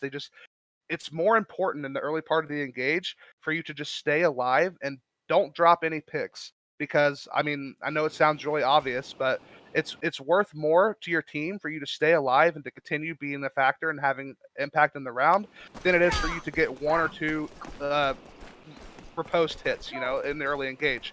Just don't let these 2-hitter weapons, the maul, don't let them get these early picks, But it is back to Contraband, where we saw Clippers have a bit of a problem, but that was when they were just figuring out how to match this 3-2 split. So I'm wanting to see if Depth Guard continues the 3-2 split, and if Clippers is still able to counter it by also matching. It's like we are seeing a 3-2 split, but it's an offset. Whoever gets the first kill here probably wins this round. Epic needs to stay alive. He can't, though. He does go down. They need to win this kill pretty quickly, and they aren't able to. That's probably the round for Depth Guard. Yep, so Depth Guard won their 3v2 a lot faster than... Evil Knight was able to stay alive for way longer. Yeah, backed up in the corner, just holding off, waiting for his team to come. Yeah, and that was actually really good heads-up play from Depth Guard to actually split off from the 3v2 and just go do, well, the 2v3, and go do an offset, 3-2 split. Epic looking to get an opening pick with his maul. He does get a fat hit. He's got target-rich environment. He does get a pick. He does get a second pick. This is third one. Should be going down here. Pink Lemonade is pretty low. He's in a 1v2 in this little corridor. just staying alive for an unnecessary amount of time. Ends up going down. Epic, Japward, and Egg Salad Insane. They're playing out of their mind. Pink Lemonade, must be said, he's been at the top of the scoreboard for his team every single map so far, doing his best, but they need a little bit more out of some of his teammates here, especially when you have 3 people popping off the way they are. They get an opening pick instantly. They need to fix this problem, Depth Guard. This is a huge issue. They're just going to go in and pick up this quick kill by Seaside and rotate over. Looks like it's already done. Wahbs, I think Clippers is looking like the better team. Now that they've figured out what to do against this 3-2 split, they're just winning these engages. They're getting picks very fast. Like, if Depth Guard was just a little bit better at surviving these initial engages, this would be a way different setup. But I mean, credit where it's due. See another 3-2 split. Epic a little low here. Oh, team kill. That is so unfortunate. But Pink Lemonade does even the score up a little bit. All right, 2v2. Everyone is 1 HP. Except for the mall player, Epic, actually. Goes for a cheeky little backswing. He actually does stam him out. Range of the mall. Now, he's actually advantaged here. Yes! Oh my god, Epic popping off! Amazing job by Epic, going for the backswing. Keeping his initiative up Muhammad, there. if you look in the description on the MFC document, you can see all the rules and all the map fan, dude. Yeah, dude, Clippers are the team to beat right now. I'm like genuinely excited about this. Holy shit. Oh, Pinkle just deciding to run through mid and hit him in the back. He's getting picks. A little bit of a macro change there. Yeah, this is one of those rounds where I think Clippers just get a little bit ahead of themselves and overextend a little bit too much too quickly, and they get kind of punished for it. I would say maybe just slow down just a little bit and keep doing what you've been doing. Just take these even fights. You're winning them. Don't get ahead of yourselves. You don't have to force anything. You're beating them. Kill this guy in the middle. He overextends heavy. Oh, the Maul gets a big hit, and that's an instant kill. Another big hit from the Maul. Epic's about to get another kill. Oh my gosh, they're just doing a terrible job binding up this Maul. This Maul is just having free reign on Contraband Wahbs. They're doing nothing to hold this guy back. Yep, and the 2v2 on Seaside winning pretty consistently, I think. Yeah. This is Muffmeister and Wahbs squad. Yeah. They're getting picks way faster than Depth Guard can get picks on them. I think in the last maps that Clippers have won here, they must be getting the opening pick like 80% of these rounds, if I had to guess. But they are going to be dropping this round most likely, unless Clippers can get a pick really fast like that. And another. Oh my gosh, what are we seeing from Clippers? These motherfuckers go hard in the paint, dude. Yeah, so we almost saw them lose that round due to another wrap from mid going to the 3v3, but they were able to pick it up and realize what was going on. This looks like a totally different team. I mean, this does not look like the team we saw in the first map. They're opting to hold mid, and they have a favorable engage here in the mid, actually. The Maul gets an instant pick! They have to stop this! Epic just getting free backs right now. He is getting off the noggin. Kind of too late, though. Trogdor's got no stamina as long as he doesn't get a pick, and he doesn't. Oh my goodness, this has got to be so mentally defeating for Death Guard. They look so dominant in the early part of this series, but Clippers finally figures out that they have to match this 3-2 split, and ever since then, it has been curtains. Yeah, this is a set point for Clippers right now. Rumble going ratting jungle to... He's looking for a free hit in the back. They don't see him. He's going to get a free kill here if he doesn't mess this up. Even then, Clippers still gets the opening 2 pick. Oh my god. Utter domination. The Clippers taking home reverse sweep. There it is. Wow. Wow. That is actually probably one of the better series I've had the opportunity to cast so far in MFC. We see Clippers losing the first 2 maps, I believe. Yep. Contraband got close toward the end, but they were getting 3-2 split on Mosh Pit. They were running to the wall and just staying together and just getting crushed. And then on Contraband, they started to kind of piece it together. Okay, we're getting 3-2 split on, and we're getting wrapped every round. We need to do something about this. Let's try to actually match them and just take a even engage, right? And so they take the even engage, and then it's just curtains. It's just 3 maps in a row of Death Guard running into a brick wall. That was a good series. Amazing series to watch. Hey, like you said, once they realized what to do with the 3-2, it was over. Yeah. Yeah, that was a good. Oh my god.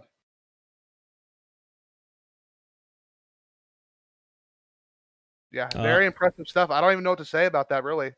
I think you said it all, Muff. Not falling under pressure and just realizing the win condition. Matching that 3-2 split just gets them the win. Death Guard not really changing much up. No, and when you're like, I understand Death Guard, they probably thought, well, we won the early 2 maps off the 3-2 split, but when Clippers just does a complete about face like that and starts hard countering everything you're doing and just winning just outright, maybe that's when you switch it up and you just go to a more default setup. But then you have to know how to deal with the 3-2 split yourself, and I don't know if we can expect that in this mid-tier, low mid-tier games, but absolutely a great series. Easily one of my favorites. I swear, I actually think low to mid-tier Mordhau games can actually be better to watch than some of the high-tier stuff because it's a little sloppier. You're seeing a little bit more mistakes, and you're seeing a little bit more, stuff popping off. And obviously, the players aren't as experienced and don't have the game down to a science as well as some of the other top-tier teams of top-tier players. So you get to see a little bit of experimentation on the fly, and you get to see just, I don't know, there's just something about it that's kind of magical to me. Like there's just some charm to it, Yep. Yeah, and I have really high expectations for Clippers now. I can't wait to see them play next because that was just insane to see, adapting on the fly. Whoever was calling that is a genius. Yeah, I've been saying I think Clippers are going to be the first to break into mid-tier, from what I can tell. Yeah, if they keep this up, it's looking very, very likely. Also, I just want to say before we take a 5-minute break, I'm assuming, before the hierarchy match. Yep.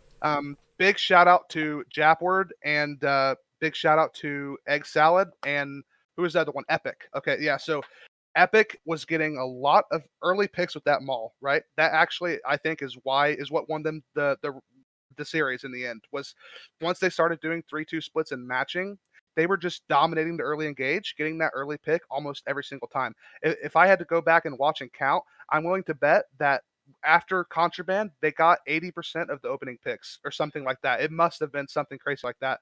And it was just mostly, it was Epic, it was Japward, and it was Egg Salad. But I mean, everyone pitching in there. Cooper had some big moments where he was holding 1v2s. I mean, that was a really good series.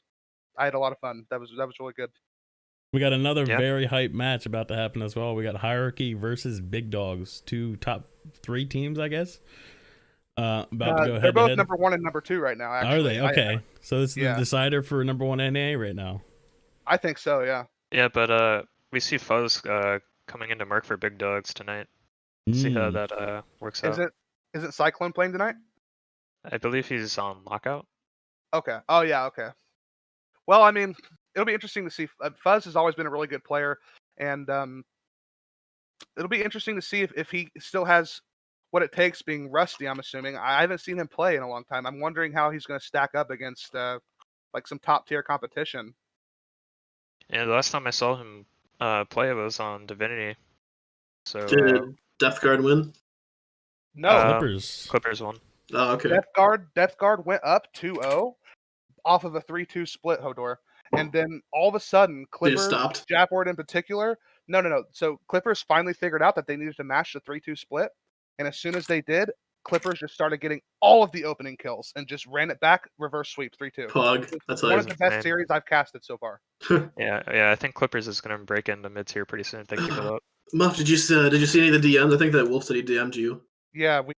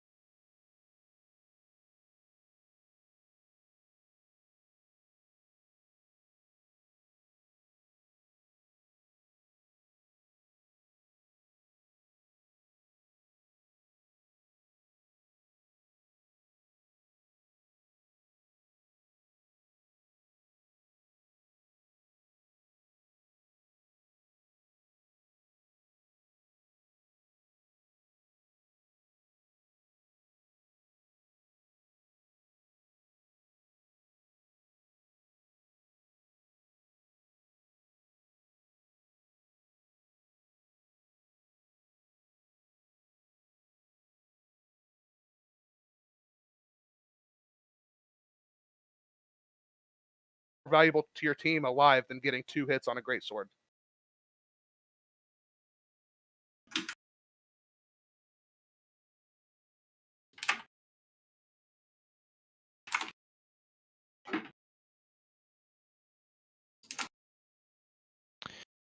Wow, what a good night. Yeah, dude, that was a good game, and I'm excited for the next one, to be honest. I have 2 minutes. It's gonna be a quick right into the next one. Are we even going into break, or are we just gonna? We're still live right now. I think we'll just go straight into it. Can you actually link me your stream on Discord so I can? Yeah.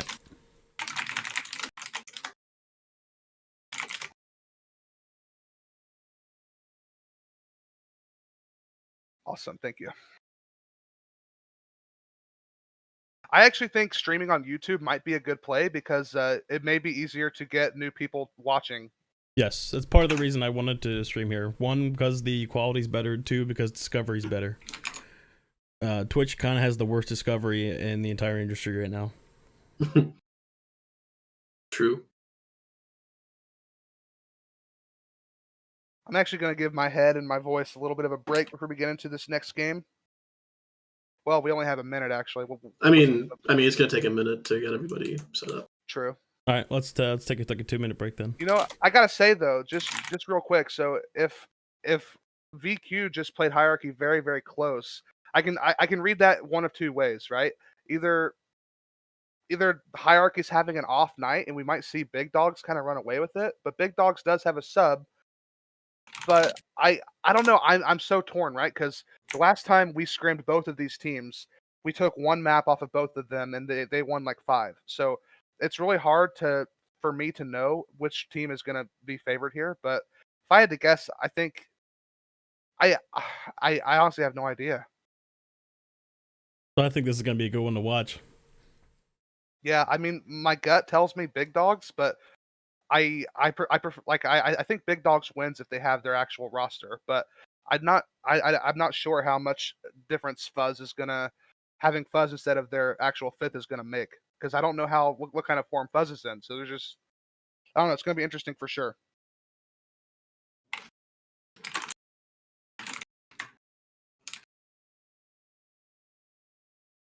We're gonna be on Kansas again.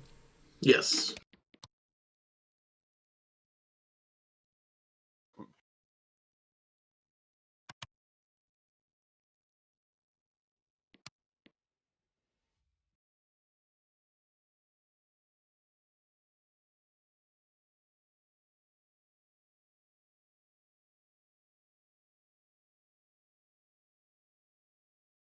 When is this shit starting?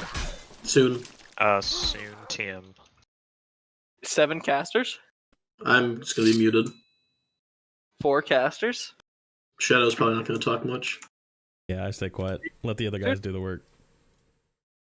Yeah, this is some great caster synergy we got going on. Yeah, but I can't really do the hype casting if Coco's gonna cast. Yeah, true. Yeah, I got it. I'm doing it. I think I probably just casted my best game ever though. Yeah, that was What's the that was depth a guard really good cast? series. Yeah, it was a good series though, Coco. You would have liked that one. Yeah, really good I series. thought to myself that it wouldn't even be close and people would just be instantly dying on engage. I was much I mean, more close than the race cars Eblipse match was. That's kind of what was happening toward the end. So what happened, Coco, is Depth Guard went up 2-0 off of a 3-2 split that Clippers just didn't know how to respond with. And then Clippers finally realized toward the end of Contraband, which is the second map, that they needed to match a 3-2 split.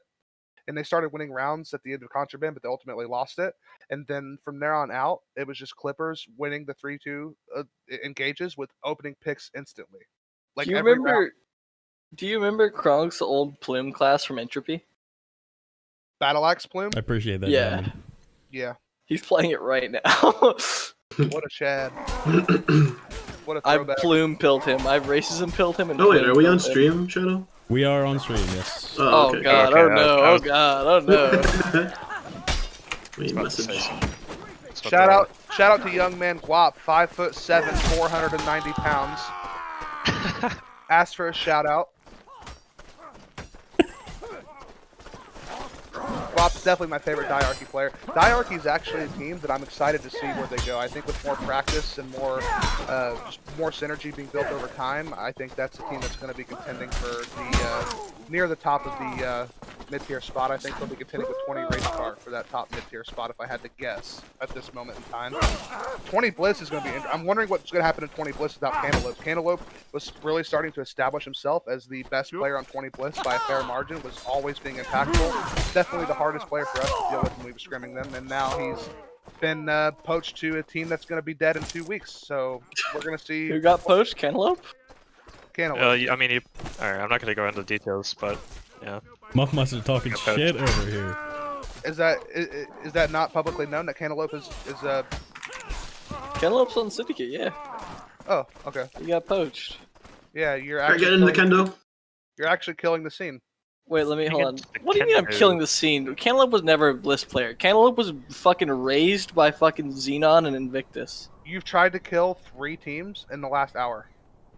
I only offered to kill VQ. That's all I did. All I did was offer. I offered Hodor the opportunity to kill VQ. If Hodor wanted to, it'd be dead. Yeah, but Hodor doesn't want to because he's a sweet soul, and yeah. Give it a month. What does Hodor want to go to Syndicate for? He doesn't give a shit. It has been a month. It's not about. while, It's not actually. about. It's not about going to Syndicate. It's By the about way, the game being you're- dog shit. You're saying give it a month? Syndicate won't exist in a month, Bullcut. Yes, it will. False. Coco, why do you have Nazi symbols? Bet money on it. Oh, Here's what's gonna happen. don't worry about those. Here's what's gonna happen. Mark my words, okay? Morning wants to play the game right now, okay? No, he doesn't. Morning he doesn't is want to play gonna the game. quickly realize that the game is not good. What he's gonna do is he's gonna go back to playing tennis and playing chivalry, okay? And then never scrim. You guys are never gonna scrim, and yeah, it's gonna die again. And then you're gonna come coach VQ, and we're gonna move our way up the top Okay, tier. well, if you'll shut the fuck up, we find ourselves Vacant and Nexi dueling. Vacant finds the first 2 hit on Nexi's really early. Vacant playing very morph heavy. He gets excelled by the pole hammer. Next he does go down. Marklar flourishing, a bit respectful to the Bardiche strat. I say this is going to go towards Marklar. Good weapon into this longsword rat matchup, and it does. He finds the headshot, dodging the kick. Dopamine versus Marklar. This could go either way. You know, Dopamine's very good at catching people off guard with the spin moves and the scary stuff, and I say Marklar could be susceptible to those. Unless he works very well. Oh, he's chambering well. Good buffer, but Dopamine reads it all and parries. Very high on stam here, it seems. Marklar 5 stam and will get disarmed with the stun. Pulls up the secondary, finds the kick, misses the dagger stab, picks up the Bardiche. He's on 30 stam though, and Dopamine's pressuring with the stabs, and he's finding good pressure. He panic parries and gets the kill on Marklar. Flip Dreams now versus Dopamine and Jay here, and he just 3 O's. 3 hits to nothing for Dopamine there. Now Jay should clean this up in my opinion. Jay a very strong duelist. And he's finding big pressure on Clip. Clip now 30 stam, but he finds the drag. Finds the second drag. Jay panicking here. Not looking good for Jay. Jay finds the hit. Clip streams low on stam and low on HP. The wasted Morphane. If Jay pushed on that would have been the duel for him, but he didn't quite seize the opportunity. The Morphane, and it finds him, and that'll go to Hierarchy. Hierarchy will take the Kendo. Something else to think about. I think this is the first match for Hierarchy without the Pavis. The Pavis won't make that big of a difference. It's just like, why limit my playstyles, bros? What the fuck? Well, I mean, the thing that Pavis can have an impact on, people who say, oh, why ban a cosmetic, they're actually trolling. Because in a team engagement, when you're running at somebody's back and they start up a stab, the Pavis actually just blocks that and you can't really see it at all. So the Pavis actually does have an impact. People who say it's just a cosmetic, they're actually just trolling. Well, it definitely has an impact, but only has an impact on new players like yourself, Muffmeister, where if you don't see the stab animation wind up, then you're a noob. I don't think it's going to change the outcome of the game or anything. I'm just saying that Pavis blocking animations when you're behind the opponent definitely does have some kind of impact. It can make for some weird shit. It's never really seemed like that big of a problem to me personally, because like you can always generally tell the arm animation. I mean, it doesn't really hide that. At least certain that's with pole me arms personally. can be hard, like with Bardiche and Poleaxe and stuff like that, and Bill Hook can definitely hide that stab animation. Bill Hook especially. Bill Hook's got really wonky stab animations to begin with.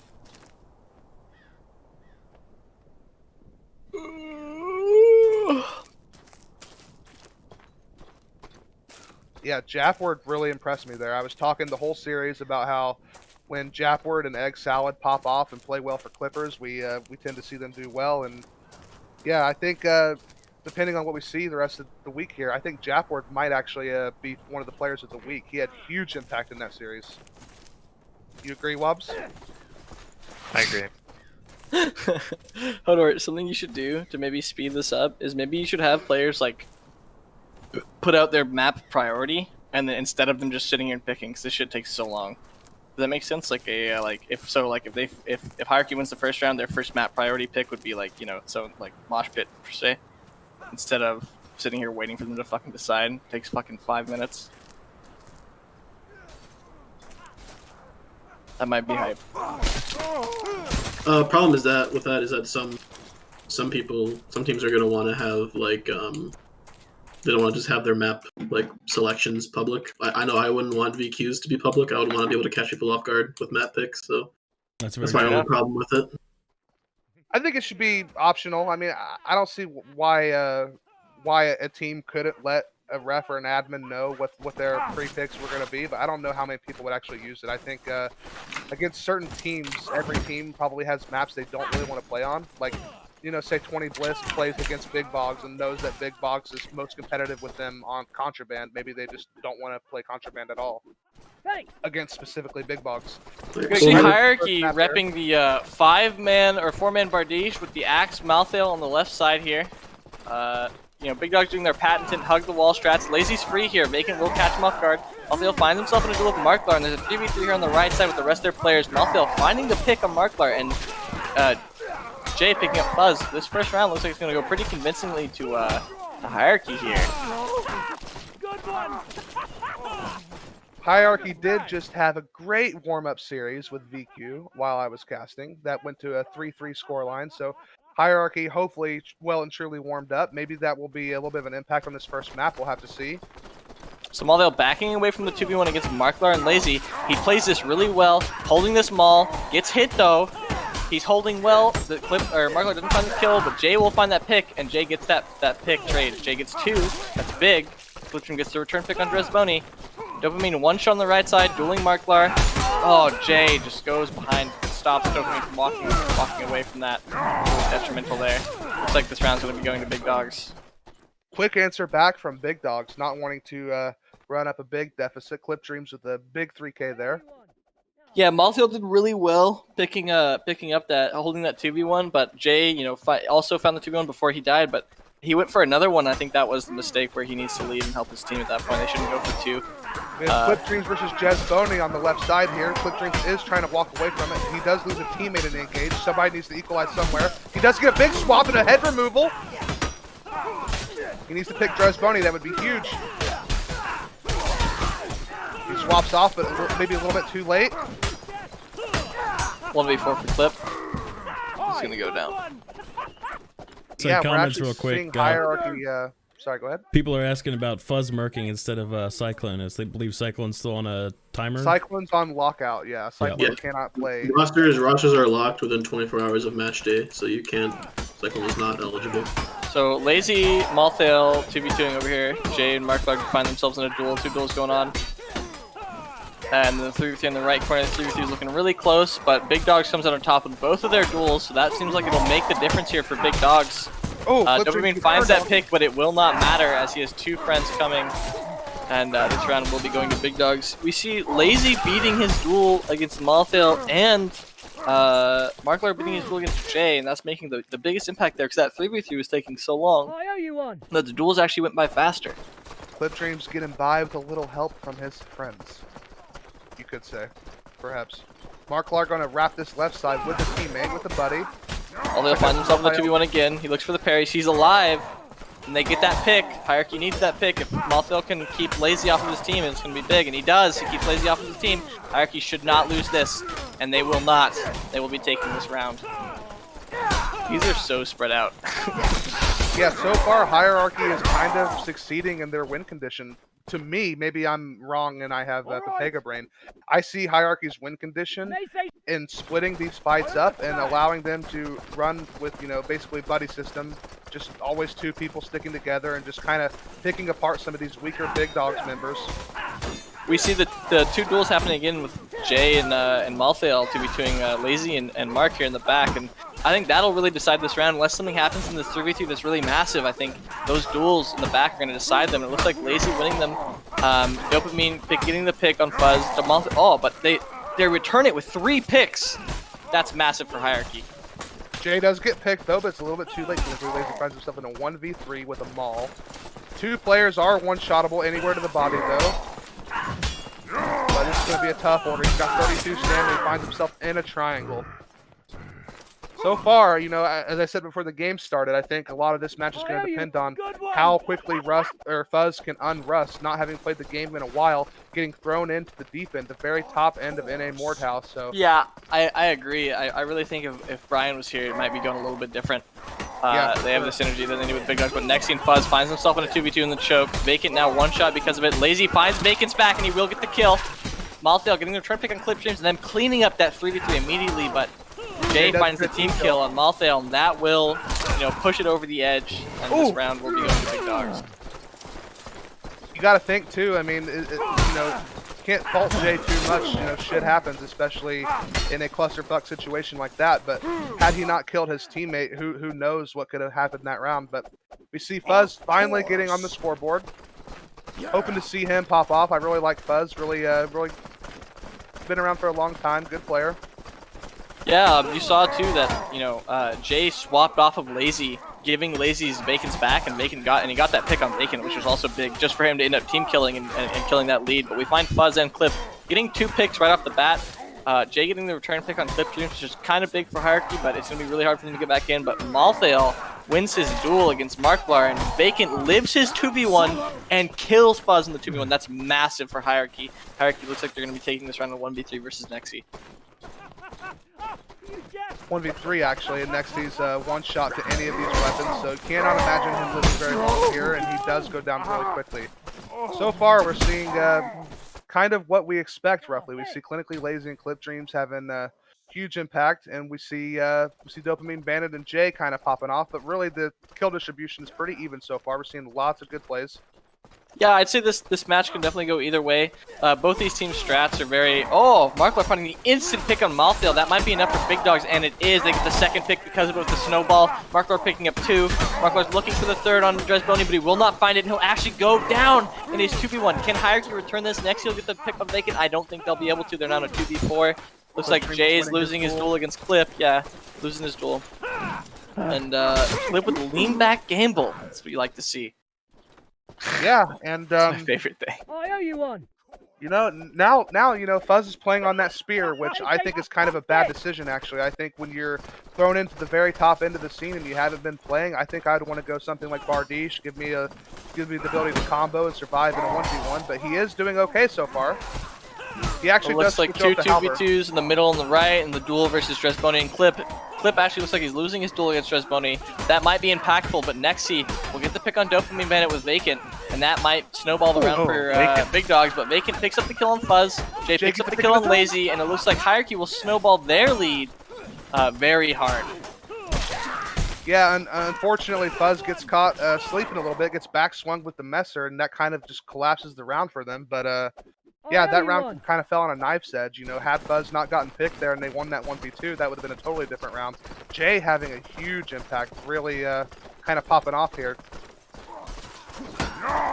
We're seeing a really split engage. We're seeing a 2v2 in the spawn, a 2v2 in the middle, and a 1v1 on the left side. Every single round, that's what we're seeing. Yeah, Malthael instantly picked Lazy in that 2v2, and Clipstream's living forever against Dresboni and Malthael, but it doesn't matter. They're also losing the 3v3 on the other end of the fight.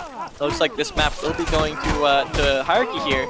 But both of these strats and both these teams play in a very, I'd say, similar way. Maybe we'll see something different on Contraband, or not Contraband, on Mosh Pit, because on Contraband, these teams both, they like to spread out, they like the 3-2 splits, you know, they like their duels, and they take them very well. Big Dogs more in the name of the duels and like the fact that they're, you know, trying to like get backs with the rats, but they always end up taking those duels, and Hierarchy loves feeding into those duels.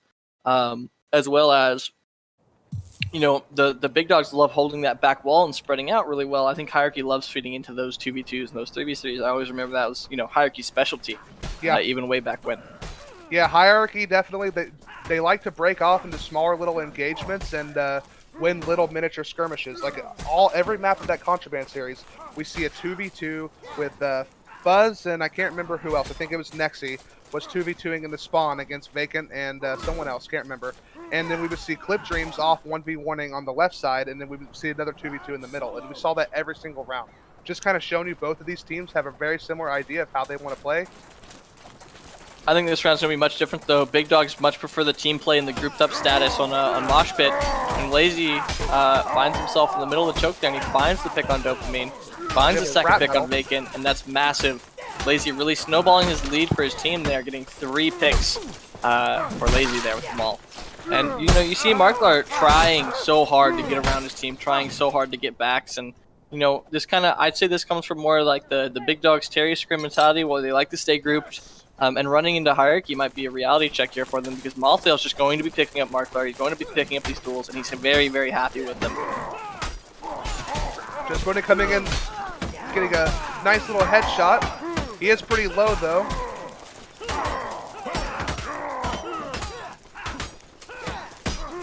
Lots of people low HP, about to see a lot of picks coming in soon. Next he does pick up a pick on Dresboni, and Fuzz picks up a pick on Dopamine, and this round has collapsed. And we're seeing nice little 2-0 start from Big Dogs. We're seeing Clip Dreams and Nexi and Clinically Lazy. Actually, everybody really kind of chipping in so far. So far on the Hierarchy side, we've only got 1 kill from Vacant, but it's still very early here. This could be a little bit of an adjustment period. Yeah, and we saw that last round, Malthael got instantly picked, but they still lasted a long time. I feel like this could still go in Hierarchy's favor. They find themselves in a duels a lot. Dresboni pressuring Marklar, and Dopamine going to help him. Marklar one shot and living forever. Clipgreen finds that pick on Jay, which is big, but it's still 4v4 here. It can go either way, I'd say. Clinically Lazy looking for the back pick on Vacant. He won't find it. Dresboni will find his duel on Fuzz. Clipgrim's winning his 2v1, getting the pick on Vacant. This is massive. Marklar winning his duel against Dopamine. Now it's a 2v2, but Lazy and Clip instantly go down in their 3v2, immediately getting caught off guard by these Bardiche swings, and it looks like Hierarchy will take that round. Yeah, it's good for them to answer back. You know, there's a psychological effect that happens when a team starts to run away on a map, so it's good that they stop the bleeding at 2-1. Dopamine Bandit and Jay off to a little bit of a slow start. We definitely want to see Jay up there near the top. He's definitely was a win condition last map for Hierarchy. Markiplier finds himself. And Markiplier finds himself on duel against Drez again. He's pressuring Drez well, but just Drez holding might be enough for Hierarchy here. Clipstream getting the pick on Malfail. That was very, very fast and early to engage. And, you know, you see Clipstreams and Lazy getting these 2v1s off, and they're very fast. They have that synergy. You know, they've been teammates forever, and these 2v1s just go by so fast when they're in them together. You don't really see Markiplier finding 2v1s very much, but he's doing off in the corner duels. And unfortunately, Drez Boney does get outstanded. He's chased down and murdered. Vacant trying to win a 1v3 here with no stamina. I do not see this being feasible. It's a good try though. Yeah, you really see like how impactful this Big Dog synergy is. They've been a team, you know, since the Vinitas League, all the same players roundabout, and it really shows how fast their 2v1s are, how much they understand each other as players. And I think that, you know, Big Dog's bottleneck here is going to be doing their best to mitigate that loss of synergy when they have Fuzz on the roster instead of Brian. Yeah, and you know, not to mention, you know, credit where it's due to Fuzz. He has not been in the scene for a while, so the fact that he's able to come in toward the top end of the scene and not be a complete hindrance for Big Dogs is quite impressive. But he's never going to be able to replace the months and months of synergy Big Dogs have had with Brian.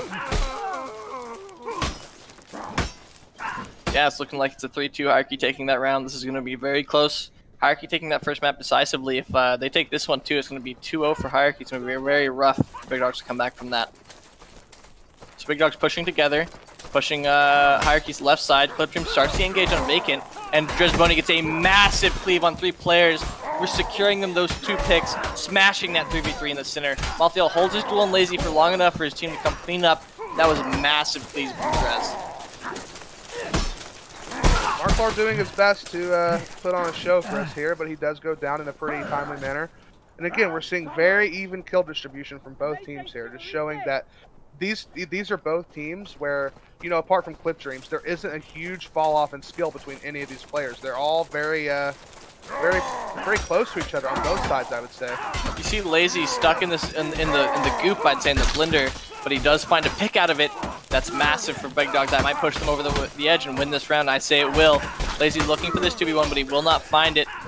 Next, he's getting the kill on Dopamine, but Drez gets the return pick. Drez panic swapping away and can't find anything. Looks like this round will be going to Big Dogs in the 2v4, 3v1. Markiplier And clean up kills. Trying to get those stat pad and frags in. Can't blame him. Everybody loves a little bit of a stat pad. you really see how much, you know, Nexi and Markiplier and all these players shine together. You really see them 2v1 so fast, and the synergy is so massive. So yeah, so good together. And you really hate to see Markiplier getting ruled off when that's Big Dog's specialty. Markiplier being there, being one of their better players. This is, you know, I feel like he'd be better off in the synergy, and he gets picked immediately by a lucky headshot from Jay. Really big from Jay, but it doesn't look like it might not be enough. Big Dog's winning their 3v3, but they win their 2v2. Hierarchy wins the 2v2, and now it's a 3v3 again. Drez Bunny one shot. Exactly. Lazy trying to push Drez. But Gavin finds the instant pick. Clipstream's now in a 2v1. He's very good at holding these 2v1s, but will he be able to? And he is not. Lazy wins his duel, but it's not enough with Jay finding that immediate pick in the 3v3. Yeah, huge impact from Jay. He actually cleans up all 3 of those kills in that final 3v3 there. Getting that pick very, very quickly in that 3v3. Huge impact kill right there. That probably leads to his team snowballing a little bit there. Clip Dreams on 10 assists with Clinically Lazy pretty close behind on 10 frags, so tied up all 4-4. Lazy gets caught out in the middle by Jay. Jay punishing Lazy. Doesn't find the hit, but he is getting very well zoned out, and he does find the kill. Jay finds that kill on Lazy. That's massive for Hierarchy. That might, you know, snowball them this round, and it seems it will. Jay immediately winning his 2v2 with Malfail, and it looks like this round's going to be going to Hierarchy. And I'd say Jay solo won Hierarchy that round. Yeah, Jay has some crazy big impact in these rounds. He's just kind of fearless. He kind of just yeets himself in there, and you're not really going to punish him. He's got really good defense, and he's got very good awareness. Just Jay is kind of a beast to be dealt with right now by Big Dogs. they don't really seem to have an answer. Clip Dreams usually would be the one that would be kind of causing problems, but he's kind of having a little bit of a slow game by his standards. 7 and 11 is a slow game. Yeah, he's still doing the best out of his team, but it seems it's not enough, and it seems his team is collapsing all around him. Looks like Big Dog's going to lose this round as well. Fuzz in a 1v4. Let's see if he can do anything. He finds the headshot on Dress Money, but it will not be enough, and he will go down. Jay is just absolutely crushing. Yeah. You know, I really, really hate to see Marklar, you know, faulting, getting so easily just like thrown away like this because he's such a good player. But on this rat, where Hierarchy is very, very good at forcing these duels, like you see now, he's trying so hard to get backs, but he's not doing it right, and Malthael's catching him off in the duel every round. And, you know, having the lazy Nexi clip is very strong, but he will find backs. Yeah, he does find backs, and he does get the kill on Transbony, so that might be enough for Big Dogs here. But there's still a 4v4. Fuzz living in his 2v1 for so long, and I'd say that oh, it's a 2v3 though. Bacon winning his 2v2 as well. Bacon's losing the Stam game though, and now he is 1 HP, and he is going to get picked very quickly. Dopamine in 1v2. Fuzz is now one shot. Dopamine trying to threaten. Looking for these parries. He can't find it. He finds the parry, but he will go down. Good job, Fuzz, for cleaning that up, for Clip sure. Dreams That round could have gone shit. either way. That round was super close. We saw Marklar get away. We saw Vacant win a 2v1. It's very, very, very close. So many little things that could have happened a little bit differently and would have led to a different outcome in that round. But like I said, you see it again. You see Malthael forcing these duels on Marklar. I really hate Marklar's positioning here. He's getting dueled every round. It looks like it will not matter. Looks like Clip Dreams will find the pick on Vacant immediately on engage. Malthael winning his duel against Mark, but it will not matter as his team is falling all around him, with Clip really leading his team and getting these early picks. Are we going to see the old-fashioned hierarchy curse, the hierarchy throw? Surely not. Jay on a big 14 and 7. He hasn't gotten any kills in the last 2 rounds, but how much can you ask from a man? I mean, he needs a little bit of help quick, here. just the community's popping off their mad. You're not reading the chat. Just want to let you know. What up? Read the poop emotes. Shut the fuck up, Cyclone. Clip Dreams immediately falling, and that might be massive for Hierarchy. That might be the losing round for Big Dogs, and Big Dogs Bacon finding that pick on Nexi as well. It's now a 5v3. Can Big Dogs pull anything out? Can Lazy find anything? And Jay solidifies this round for Hierarchy, killing Fuzz in the duel, and it looks like it will be 2-0 for Hierarchy to Big Dogs here. What a round. Super close map though. Jay on 17 kills. I mean, Vacant ends up chiming in a little bit with that 10 kills, but I mean, he has 21 involved kills. I mean, you know, Clip Dreams has 24 on the other side, but, you know, Jay has massive impact. Had huge impact in the first round, too. And if this kind of trend continues, I think Jay would definitely be the MVP in this series here. This is definitely very competitive. We saw Clip Dreams do his best to lead his team. You know, those 2 previous rounds, he got the first picks, he got those early picks and found those weak links in Hierarchy's line. But then we saw in the final round where it really matters, the 6-6 that he pulled his team through to get there, that he was the first one to collapse, and it's really a shame to see that. Holy shit! It's a shame to see that he was the first one to fall there.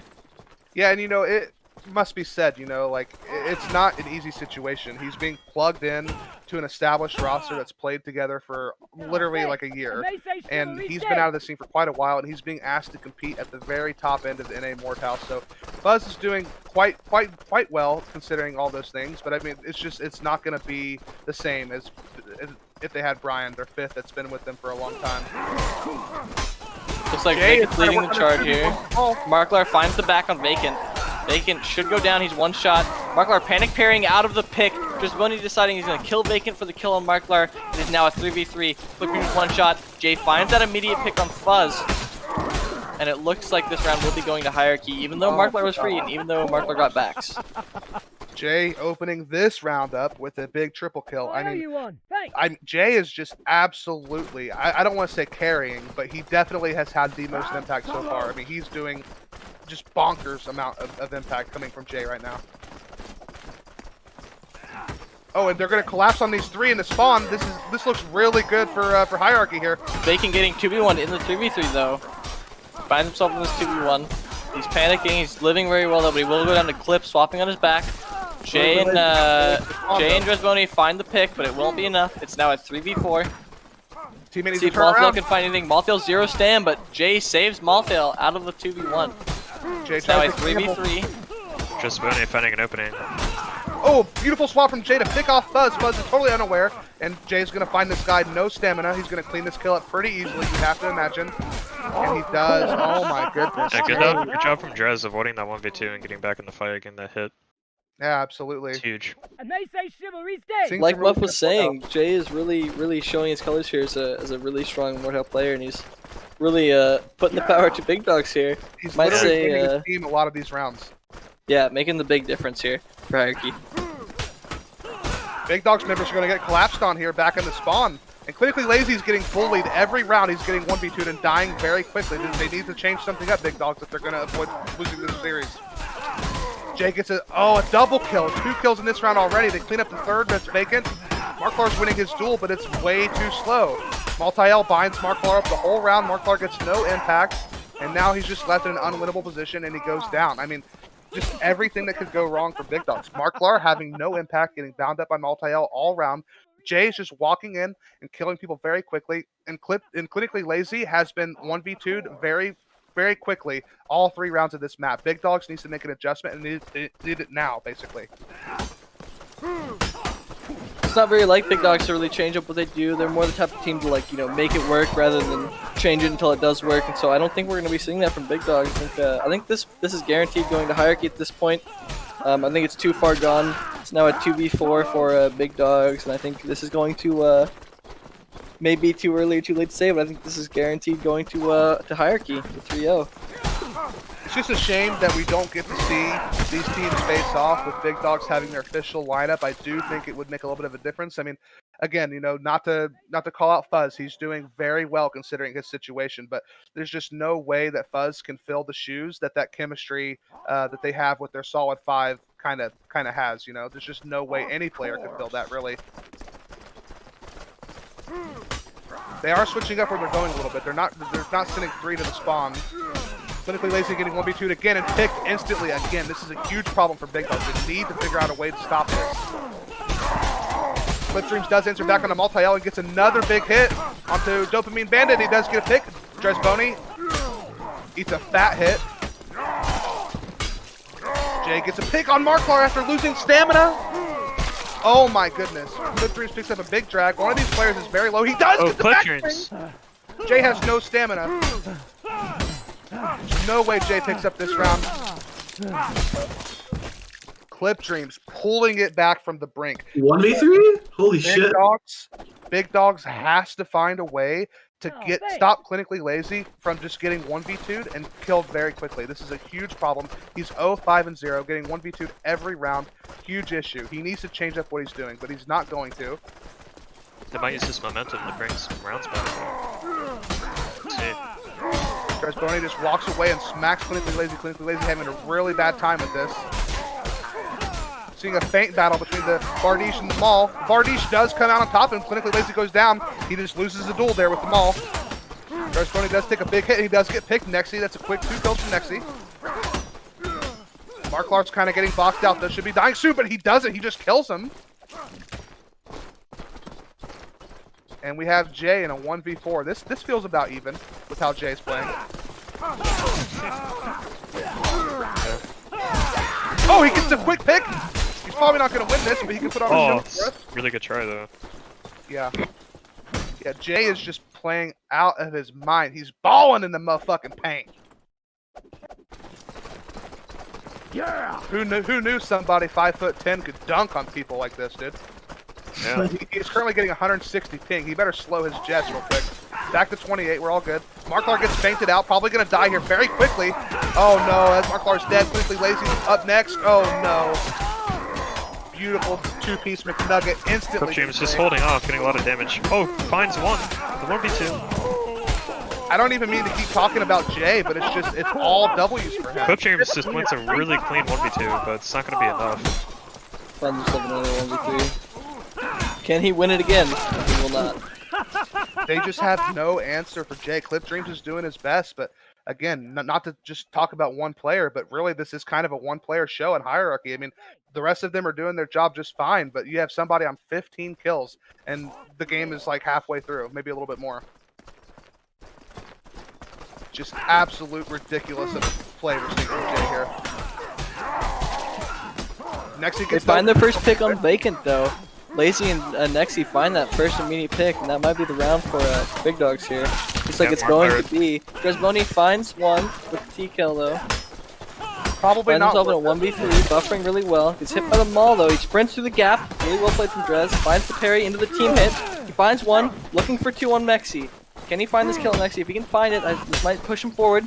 They're both one shot here. And Lazy will shut down his 1v2. Clinically Lazy. Markler See some blood. ended up killing Jay in the 1v1 really fast, actually. Yeah, you gotta give him. Surely he can't just win every round for his team. Surely he has to occasionally lose, unless God Almighty himself is just blessing this greatsword right now. Find Big Dogs with Clip Dreams and Marker on the right side in a 2v2. This is massive. This is both their best players in the 2v2, and they do clean it up immediately. Markler finding the pick. They're looking for the 2v1 and doping the and they find it. Hierarchy has 3 though. It's now a 3v3 situation. And Dresboni finds that fan on Clip Dreams. That's massive for Hierarchy, but Markler gets a return pick on Vacant. They both find themselves in duels. Nexi will go down. Looks like Markler is going to be in a 2v1 here. Looking for the Dragon J. He runs out of stamina. He will go down. I really like to see the Clip Dreams Markler synergy. They really have 2 really strong players, 2 of the best Big Dogs players, and you don't really see Markler having too much impact when he's in these big group fights. It's very hard for him to not get dueled, but when he's in these 2v2s with Clip, he's very impactful. I feel like that was one of the big differences we needed to see, and we find it again. We see it here again. Clip and Markler are both 2v2ing on this right side, leaving the rest of their team with 3v3 in the back. Clinically Lazy now on the axe, looking for something. Markler finds himself in the duel with Malth, getting dueled again. Clip Dreams trying to pull towards his team, but Fuzz finds the first pick of the round on Jay. That's massive for Big Dogs. This might be enough to push them forward. Lazy kind of forced out of this fight because he's one shot, but he finds the triple hit on Vacant, getting that pick. Markler finding his duel on Malfield and winning it with the dagger. Now it's a 1v5. And flawless round for Big Dogs. And that's a 4-6 scoreline. I mean, there is a situation in which Big Dogs could run this back and make it a competitive series, but I just think with Jay and Dresboni playing out of their mind, I think it's going to be a tall order. But hey, every comeback has to start somewhere, and we know that that's the pause from Hierarchy too. Yeah. Say they're having ping issues. Okay. It's unpaused now. They definitely just want to close Jay's this out. super far ahead of his team now, pulling back. The engage begins. Markler and Clip on the right side too, and they're pushing it. I like this response from Hierarchy, pushing their 2 best players in the corner, and they get the instant pick because of it. Whoever made that call is a genius. Clip Dreams finds himself in the 2v1, and he's gonna go down, but he holds, but he will fall. This might be enough for Hierarchy. Big Dogs having 3 players, and the Hierarchy's 4. If Hierarchy closes out this 2v1, but it doesn't matter. Dopamine wins the 2v2 on the right side. He finds himself in the duel, but it will not matter. He's down to 1v3. Unless Fuzz can win this 1v3, it will be a 3-0 for Hierarchy, and he will not. That was massive. That play by Hierarchy. Big Dogs changed up, which is rare. You know, you don't really see Big Dogs change up too much. They're more of the make it work than change a team, in my opinion. And you know, they put Clip Dreams and Markler together. They had that 2v2 strength, and that was winning them rounds. But Hierarchy calling to push it really countered it, and that gave them that one round they really needed.